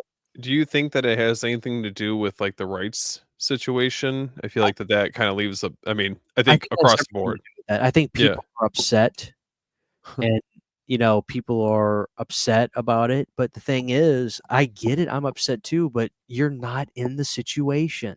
You don't know what's really going on. I remember when the whole thing went down, Victor Miller had to get off of Twitter. People were saying, like, just die. We won movies. Like it's, dude, it's like, I get it, but there's still people too, Right. This is going on with Elm Street. People don't understand this. There's this thing now where if you write a script, you sell the script to studio, you get paid. That's it. You don't get paid from the movie. You don't get this constant reimbursement from the movie. Victor got paid to write that script. He didn't make a whole lot of money off of Friday the 13th. He's talked about this, and this is how a lot of these screenwriters do. They write the script, they sell the script, they get good money for some of these scripts. But after 35 years, they've put it into law that the script and the IP inside of the script reverts back to the author of the script. Mm-hmm. Everything is in Friday the 13th. If you think about it, and this is something, I don't know if you guys follow Shelley, the actor who played Shelley in Friday the 13th Part 3. Is he a lawyer now? He's an entertainment lawyer, and guys, he is a beacon of knowledge about all this stuff. Larry Zerner is his name.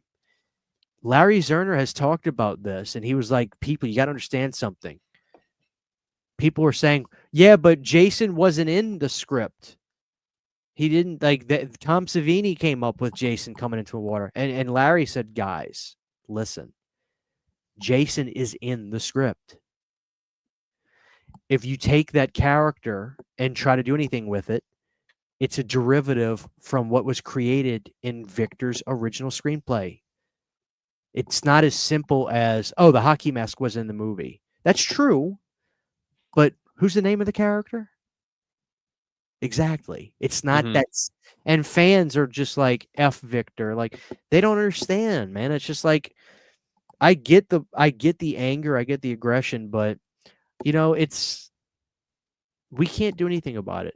You know, we just got to sit back and wait and all this, and these things happen, man. It's going on right now with Elm Street.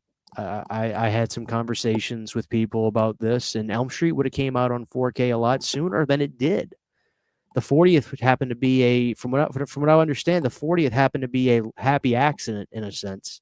But they were wanting to put that out. Warner Brothers, they were having some issues from what I understood with the kids that, you know, took from Wes's kids. Oh, okay. Okay. So these things are happening all over the place. It's not just Friday the 13th. So Christian, is that what you think? Because I've always felt, man, that of all the franchises, like horror franchises between like Halloween, Friday the 13th, Chucky, I always felt like Nightmare on Elm Street was the one that never, like, hasn't really been getting love, man, and like at all, like especially with that like Blu-ray box release. But then like every other company is like releasing these sick like releases for all these other franchises. So you think that's what it is? Like it because of the kids for West's kids that are kind of keeping it from with the whole licensing thing? Yeah, I mean they're going to the drawing board with everything, renegotiating all this stuff, and they want to be paid for it. And guess what? I'm not going to villainize them for it. Yeah, it's business. I mean, yeah. But here's another thing. I didn't know about this. How many of you guys ever go to Spirit Halloween? Yeah. You go to Walmart. You go to any clothing shop, kind of a cool clothing store, and they have seasonal clothes and they have t-shirts. You ever say to yourself, God, man, why is this the Elm Street remake logo on this shirt? Why is this a Jackie Earle Haley shirt? Why does Spirit Halloween have a canvas print of Michael Myers? They'll have Jason, but why do they use Jackie Earle Haley? Why are they using that? It's because of that. You guys notice? Well, it's not only that. Get ready for this. But do you guys notice there's always a bunch of like remake merchandise all the time? Yeah. I found something out about this. So there's this girl named Paige that did a documentary called Fred Heads, which is a documentary about like the Elm Street fandom. Yeah. I wish I could have been in it, but she didn't know who I was. So, you know, otherwise I would have loved to. Because then she found me on TikTok and she saw my baby Freddie and she's like, "Oh, damn it, you would have been great." But anyway, she's awesome. I love Paige. I was bitching about this on TikTok one day, just like, if you're an Elm Street fan, going to Spirit Halloween sucks. You don't find shit. And she said, well, guess why? Robert has it in his deal. Any bit of merchandise that has his face on it, every Elm Street film besides the remake, he's got to get paid for it. Damn. Interesting. Wild. So that's why there's always a bunch of remake merchandise all the time. You think these companies are like, man, we really got to get Jackie Earle Haley signs and pictures and shirts. They don't want to pay. It's all business. Everything is business. But you think people are going to villainize Robert Englund for that? They're going to say, no, honey, get your bread. You are. So this is why I say, man, like, it's like we don't really know what the story is. You know, we just see stuff and like, oh, these students, like, Warner Brothers is so stupid. Like, why are they putting out a remake shirt at Walmart? Nobody wants that. First off, everybody's going to buy it. Because I think it's funny. It's like I think it's funny to wear a remake shirt out and about, right? You know? Yeah. Point is, there's stuff that we just don't think. It's like, you think Warner Brothers is that dumb that they're like, no, we're not going to use Robert. We're using Jackie. Like, no, it's all business. So these are things I've learned through meeting people and talking to people, and you know, Nothing is as black and white as it seems, I guess is what I'm saying. Well, I feel like we're kind of seeing a culmination of a lot of that frustration with like the Jason universe. I think with everyone's expectations about them just putting out a new film, and I don't think it's that simple. I think that there's a lot of like I think there's a lot of gray area like with the direction of where things can go. And I'm gonna do a video about this tomorrow because I try to always do a Friday related video on Friday. I'm that big of a fan, but I'll talk about this now. We can end on this. I don't want to keep you guys too much longer, and I've talked my ass off tonight. I can't talk at work. I got to be quiet all day. So yeah, no, you're good. You're good here, man. Let me just say, safe. Let me say this about this. There's a lot of negativity about the announcement of this commercial. Right? Now, GC, let me ask you something. Yeah. When Jason Universe says this Friday the 13th, we have huge news for you guys. And you get excited and you say, "Oh God, this is it. Finally. We're working on a new movie." And then you don't get that news because they told you to get excited. You're going to be annoyed, right? Oh, absolutely, dude. Absolutely. Okay. But you wake up one day, it's a normal day, and then you're just scrolling online, and then you see Jason commercial being done for Angry Orchards. Were you told to be ready for news like? Hold on. This is my point. Were you told? You see, get ready, dude. Today you're gonna find out groundbreaking news about Jason Voorhees from the Jason universe. You weren't told that. You just got the news about it. Here's my argument, GC. Do you mind me asking how old you are? I'm 38. Okay, 38. Perfect. Do you remember when we were younger and Doritos and Pepsi did this huge push with the Universal Monsters and Dracula was showing up at the house with chips and dip? Where's the dip? And Frank, we loved that, didn't we? Hell yeah, dude. How amazing was that? Wouldn't you love that to come back? Oh yeah. Dude, what are the Universal Monsters today? It's the 80s slashers. Mm-hmm. That's the new Dracula. What's wrong with Jason doing what's wrong with Jason doing an Angry Orchard commercial? Like, no, my point is, like, why be upset about, like, this is what you weren't told, get ready for big news. You're just finding out Jason's going to be in a commercial. And they're going to, like, you're going to be able to see the look of this Jason. What's wrong with that? Wouldn't you like to see this look, Steven and Jordan, in a commercial before a movie? Like, we're going to see what this character will look like.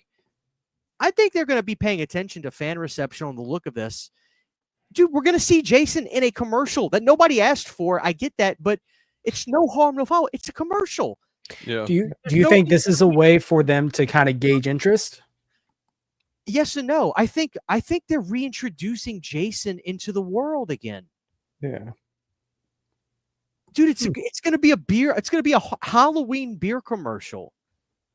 There's no reason people should be up in arms about this. We weren't told, get ready for groundbreaking news. We weren't told cameras are rolling on Jason, news coming soon.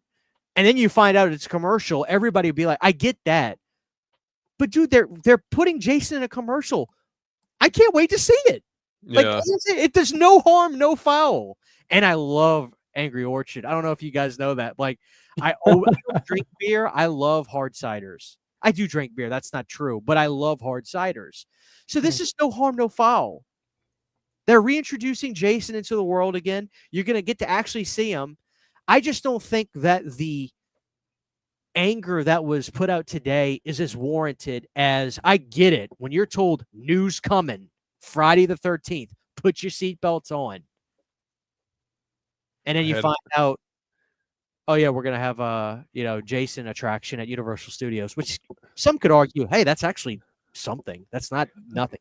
But I know what everybody's wanting. They want a movie. I get that. Yeah. Dude, I just think the wheels are going to move a little slower. And we're reintroducing this character to everybody. I want to see the commercial. I'm ready for the commercial.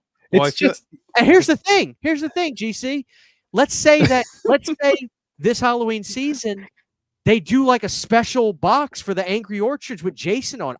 That would be Are sick. you not excited to go try to get you a 12-pack and you can keep? What's wrong with that? There's no. I don't see why this is getting as much shit as not as great news on a Friday the 13th. Dude. And you know what? People may get mad at me when I talk about this for tomorrow's video. They may say, "Fuck you, Christian. You're selling out." No, I'm not selling out. You're telling me you're putting Jason in a commercial. What's wrong with that?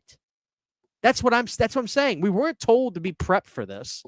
We're just finding out about it. Yeah. So I don't see what's wrong with this. I think it is actually a cool way to introduce Jason to people again. We got to get these faces out there. We have to remember not everybody is like us. Well, and I think a lot of like the frustration, it's like boiling over where you're not even appreciating. Listen, I know I just probably just as much as everyone else, like I would love to get the feature film, right? But It's gonna happen. But I feel like is a lot of this frustration and anger. It's like, I mean, aren't they? They're already filming the TV series. Like, can't that be something to look forward to? Yes and no. Yes and no. Because it is exciting, but Pamela Voorhees is not enough to sustain. No, I agree with you there. Yeah, it's different times too, man. Like I think that we could all say based on our age and everybody on here, we grew up in simpler times where it's like we saw the smallest thing that had to do with like our favorite characters and we're just grateful and happy. And now we live in a society where people are like the attention span of a peanut sometimes, and they're not as excited with the small things. Everything has to be extravagant. Everything has to be like sexy and cool. Now, quality, fast, now. Yeah, I want a movie now, and if it's blessing and a curse, perfect, like if it's like one little color shading off, and people they go to social media and they're like keyboard warriors, and they're like they ruined it and this and that. And it's funny because a lot of the people complaining will be people that didn't even grow up with it. You know, that they're here like they discovered it, they think it's cool, and then they're like, oh, you know what, they messed this up and that. But at the end of the day, it's like the fact that we have a slasher from like the 80s in 2025 still relevant. How many like characters in movies can you think of that have like lived the test of time where they're still as popular and they're still selling merchandise? I mean, dude, like you were saying earlier about getting excited over a beer. Like, I mean, if you see right here, where is it? Those little shiny things, I'm sure you recognize those. Those are the melts for the Dawn of the Dead. They are. Now I can see them. Dude, and I told myself one of them I'm not opening at all. That's going to stay there and be my collectible because I absolutely like loved it. And then the other one I'm only using on special occasions when I watch the Dawn of the Dead. Because the smell. Oh, that's incredible. Dude, if you phenomenal, dude. Like you got the smell. Like I feel like that's the smell for the mall in the theater. Like I feel like that not for a theater, for the mall itself, that's the set for in the movie. Listen, thank you so much. And I want to say this because there's this weird, I don't know how big of a misconception is, but there's this thing where there's some people, and maybe they just don't like me. And I get it. I'm definitely a pain in the ass, but some people think I am getting sent these candles and I'm just promoting them. No. My wife slaves. She does all of that by hand. Our kitchen looks like Breaking Bad. Cylinders and pots. Yeah. My wife is melting wax all day. My wife does all of that. I'm the Billy Mays. I get on there and I say, here we are with another fantastic product, and I sell it. She does every bit of that. She has contracts with the distributors to get the packages, to get the thing. Like we don't go to Walmart and buy candle. You can't go and just buy candle jars. No. Get in with these companies to get distribution, get our names on the list. She orders the stuff months in advance. I just want to put her over because, she's off camera. My wife is not an on-camera person, which I prefer it that way because the internet is very crazy. But, she does all of that by hand. So when people do like it like that, dude, I really appreciate that. Dude, tell her awesome. Dude, the quality, it was just absolutely, and that's the thing, the camera doesn't even do it justice. But I mean, the fact that there was like a cool bookmark in here. Did those too. Yeah, dude. I don't know how she does it. She's bought all the technology, yeah. But dude, let me tell you something. I told Sydney you know, I like taking, because there's no license, or I did research on this. There's no license or having to pay a royalty for anything like this on old newspaper clippings of like when they promoted movies. And I thought those are so cool. I Oh was like, hell let's yeah. bounce with that, because that's what that is. That's from like an old newspaper. Because it should have like little Showtime stuff. I said, Sydney, Drive-ins and everything. yeah. I said, Sydney, you remember when we were kids and we would go to like restaurants and they have those things where you take the quarters and you put them in the little slots and you push it in and it comes out and it's got those old school stickers. I said, what's that shiny glow and that reflective disco stuff on top of it? She goes, I'll figure it out. And she replicated it. That's why they have that speckle, that almost because that's all that. It's a filmic thing she has to buy and then roll it on to all the, that's So what I'm cool. talking about. Wow, that's cool. And the smell is just like, I'm telling you, like, that's, dude, I was like, I had to control myself.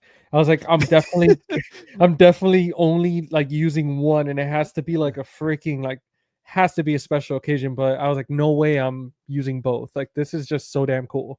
I was like, much, dude. Thank you. yeah, man. Like, I was so excited when I got it. I was like, I gotta take a picture of it. Like, I gotta, and I'm definitely, I saw you put out, I missed out on the Friday the 13th one again, and the Nightmare on Elm Street. That was a surprise. That's one of my favorite franchise. So I was like, I'm gonna keep an eye out for that. Yeah, Dude, yeah, man. Like, I was like, what the hell, freaking Nightmare on Elm Street? listen, the Fruity Pebbles smell is like, Sydney has to alter them sometimes. Sometimes we'll do it and it'll almost like singe your nostrils. It's so strong and it's almost too, but we got it, dude. It actually smells really good to where we have to bring back the popcorn scent too, like movie theater popcorn melts, because I'm telling you, That'd be dangerous. Sydney knows how to do this stuff to a T now. We've been doing it since 2022, and like I said, eventually I have a garage that I'm gonna close in. My house was built in '76. I've got original '70s hardwood walls, like the wood panel walls. Mhm. Oh yeah. We're gonna close that in sometime later in the summer, around late fall, and the goal is clear out this room. We're probably, before I'm like late 30s, gonna try to have a kid. That's the goal. Whether we do or we don't, it's out of my control, really. But anyway, that's another reason too. But because I take up 2 of these rooms. But anyway, we're gonna close in the garage, which is a big room, and I'm gonna make like just the ultimate kind of Planet CHH lair. It's probably going to be more Friday the 13th looking than anything, but I'm also going to make it video store-esque because I got the stand. Anyway, I don't want to just talk about me, but anyway, my point is we're going to clear all that out so City can take one of these rooms and just completely turning it like into a lab, and that way we can keep stuff on stock better. Because I mean, we use the kitchen for all of that, but Dude, why do I picture you like in like recording a video or just doing something random, and the entire time, like all day, you just hear in her office, just like drilling, like jackhammer, like the You hear like a construction site going on. and then she walks out and she's like, she's like, look what I made. Yeah. And then you're like, what the hell are you doing in there? Yeah, it's a process, man. So she works her ass off, man. That's her full-time gig now, is doing that. And it's funny because I didn't realize it, but like when you work for yourself, you work twice as much. Yeah. Oh yeah. If you have not a corporate, but just like if you work for the man, you work twice as much as you would if you were if you had a 9 to 5. And but it's doing good, man. And I'm really proud of her, and I'm really proud of it. So, but we have a lot of cool stuff coming up, man. We have for the Jaws 50th, we have Sydney recreated the image of Jaws as a Nintendo. We posted this yesterday, but I saw that. It's so cool. We drew it, and we have it's a blueberry smelling candle for Jaws. We do have Return of the Living Dead candles coming. It's going to be called 2,4,5 Trioxin. It's got this gore. It's got this lovely earthy scent, and that's going to be a candle. And she's working on it right now. The image is going to be the shot of when you remember the movie when he wipes off the glass on the barrel. Yeah. It's going to be that that zombie looking up where the melt's gonna. She's drawing all that now, because we're trying to avoid just using images and me adjusting them, because I want to make sure everything we do is our own. We created it, so we got that. We're gonna have Jaws 3D melts, and the packet. City had to find a different distributor that did this, but the packet for that, it's a mega size melt, and instead of squares, there's seashells on the back. So when you pop them out, it would be a seashell you pop out. So that's all so cool.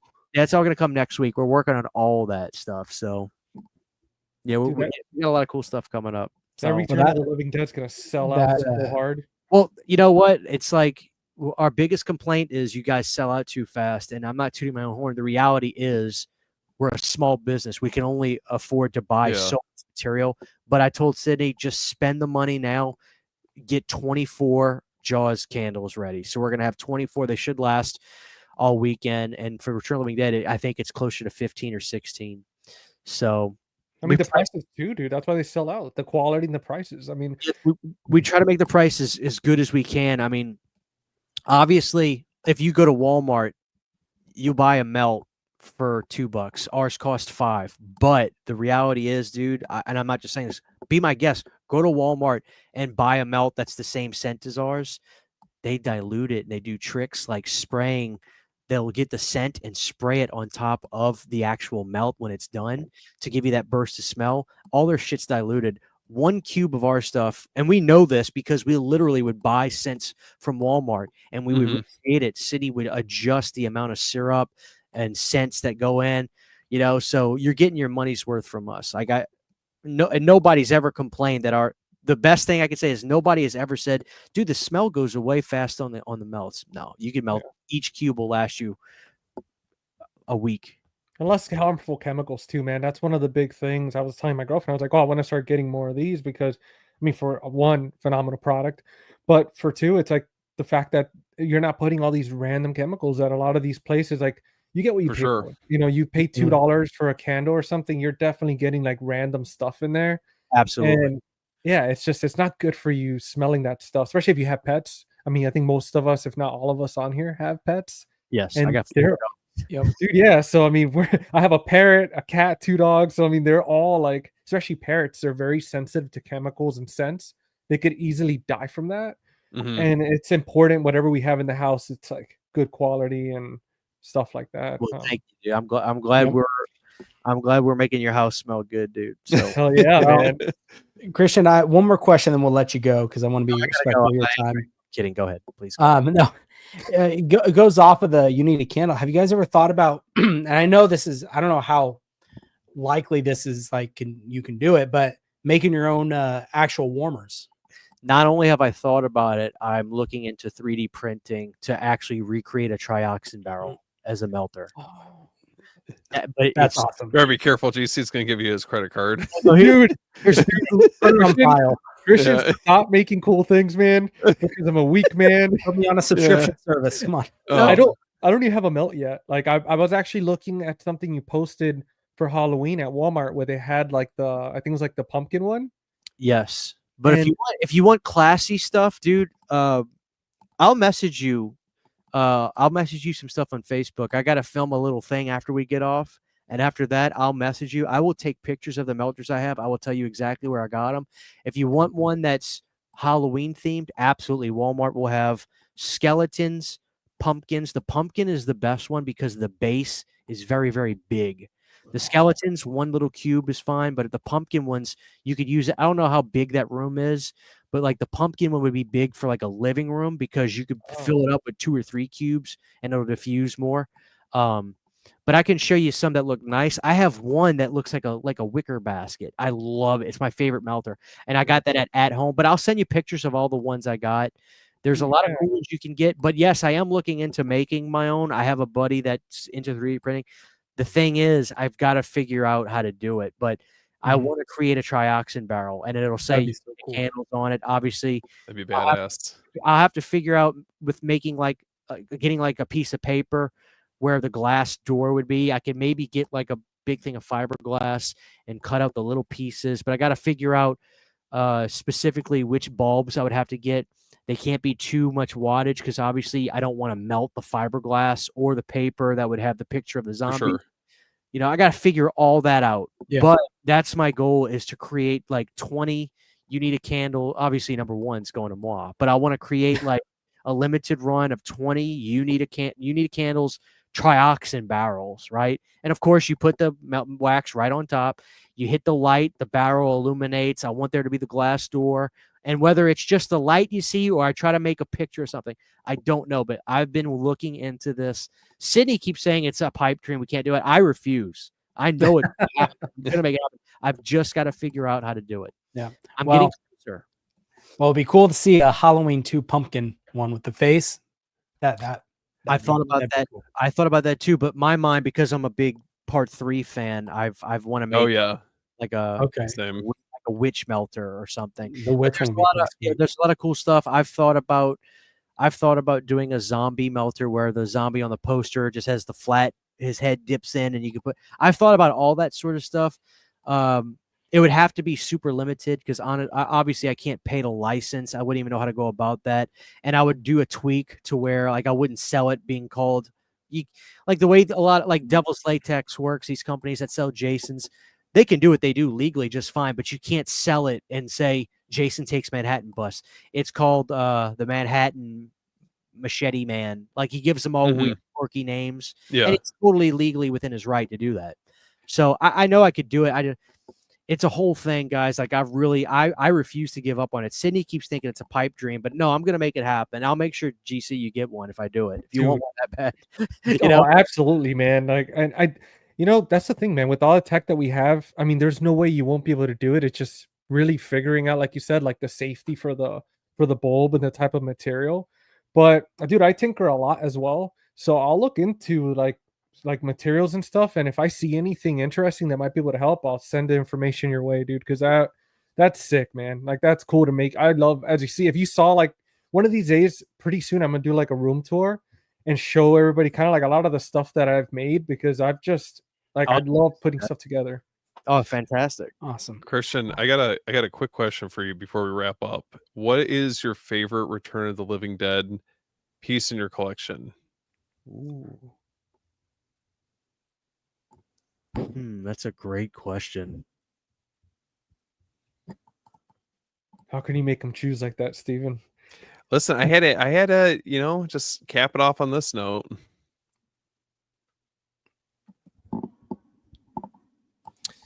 You had to save one from a fire. Oh, Let's Kill hope it one, never comes everyone. down to that, but yeah. If that's the case, I have to save something from. Honestly, this book, I'm going to tell you why.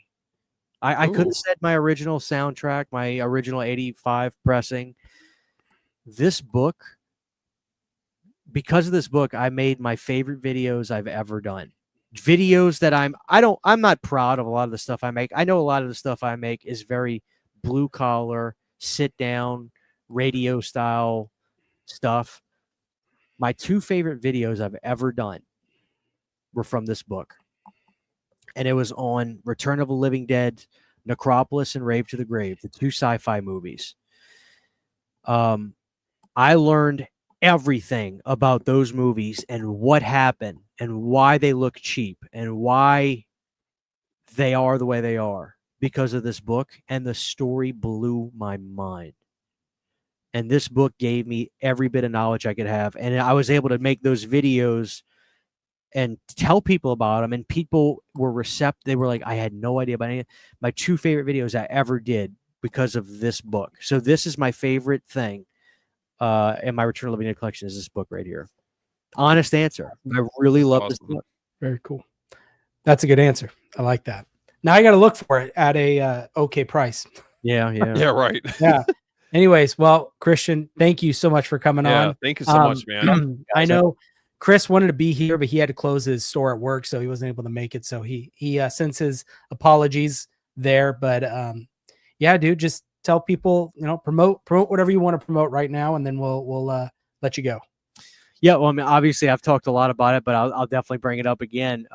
You Need a Candles. We do have an Etsy page. That's where you can keep up with everything we do on there. Thank you very much. Look at that. And Very yeah, impressive. Planet CHH is my channel. I've opened my channel up. Of course, I'll talk about different stuff, non-horror, but obviously horror is a gigantic part of my life and who I am. So I do probably 90% that. I love deep diving on the history of stuff, the history of physical media, the history of movies, the behind the scenes and stuff like that. And I'm trying to keep up with new stuff because I'm going to talk about that with my friends anyway. So why not talk about it on my videos? So I do a lot of that. I've been covering a lot of the Jason Universe stuff. And I'm a gigantic Friday the 13th collector. So I have a bunch of stuff on eBay that I got real cheap of bizarre little weird releases that I can't wait to talk about. Like I bought a DVD. Maybe one of you guys have seen this. I bought this DVD of Friday the 13th Part 2 when they were having this weird We Love the 80s promotion. And the DVD cover has got a bunch of like poppy colors and like big blocks and stuff. It says We Love the 80s.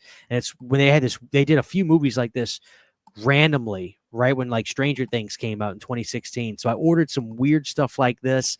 Then there were these weird releases where Funko Pops became gigantic and everything was getting packaged with Funko Pops. And I ordered I love to catalog the history of Friday the 13th on home video. I'm obsessed with it. I love it. So I do a lot of that sort of stuff. So if anybody's interested in that, I do a lot of that. And that's where you can find me. Planet CHH on social media. I pretty much have everything. I'm trying to use X a little bit more because a lot of my YouTube buddies kind of use that. So I try to be a little bit more vocal on that as opposed to just dropping links. Got the Facebook page, but Instagram's where you can keep up with me the most on really more of my life than anything, than just what I got going on. So Awesome. That's it. But I had a great time tonight, guys. I Yes. was definitely wordy tonight. But like I said, I don't get to talk basically for the first 10 or 12 hours of the day. So Well, it's your favorite film too, so Yeah. We had to bring you on for it. I do hope, exactly. really do hope that I inspired one of you guys to at least check out that DVD of Return of the Living Dead Part 2 or the Blu-ray, because I mean, if you go into that movie and just say, I'm gonna take what I get, like I'm just gonna, dude, I think you're gonna love it. I think it's one of the more rewatchable, fun zombie films with a Well, great track. Christian, mine's coming tomorrow. I ordered it while you guys were talking about it, so Good, I'm good. excited. I'm You'll excited. follow up with me. Even if you don't love it, that's fine. But I think you're gonna get something out of it. Heck yeah. All right. Well, Christian, thank you for coming on. It was a lot of fun. We'll see you later. And then everyone in the chat, have a good one. And guys, we'll see you next time. See ya. Guys. See you See you guys. next time, guys. Peace.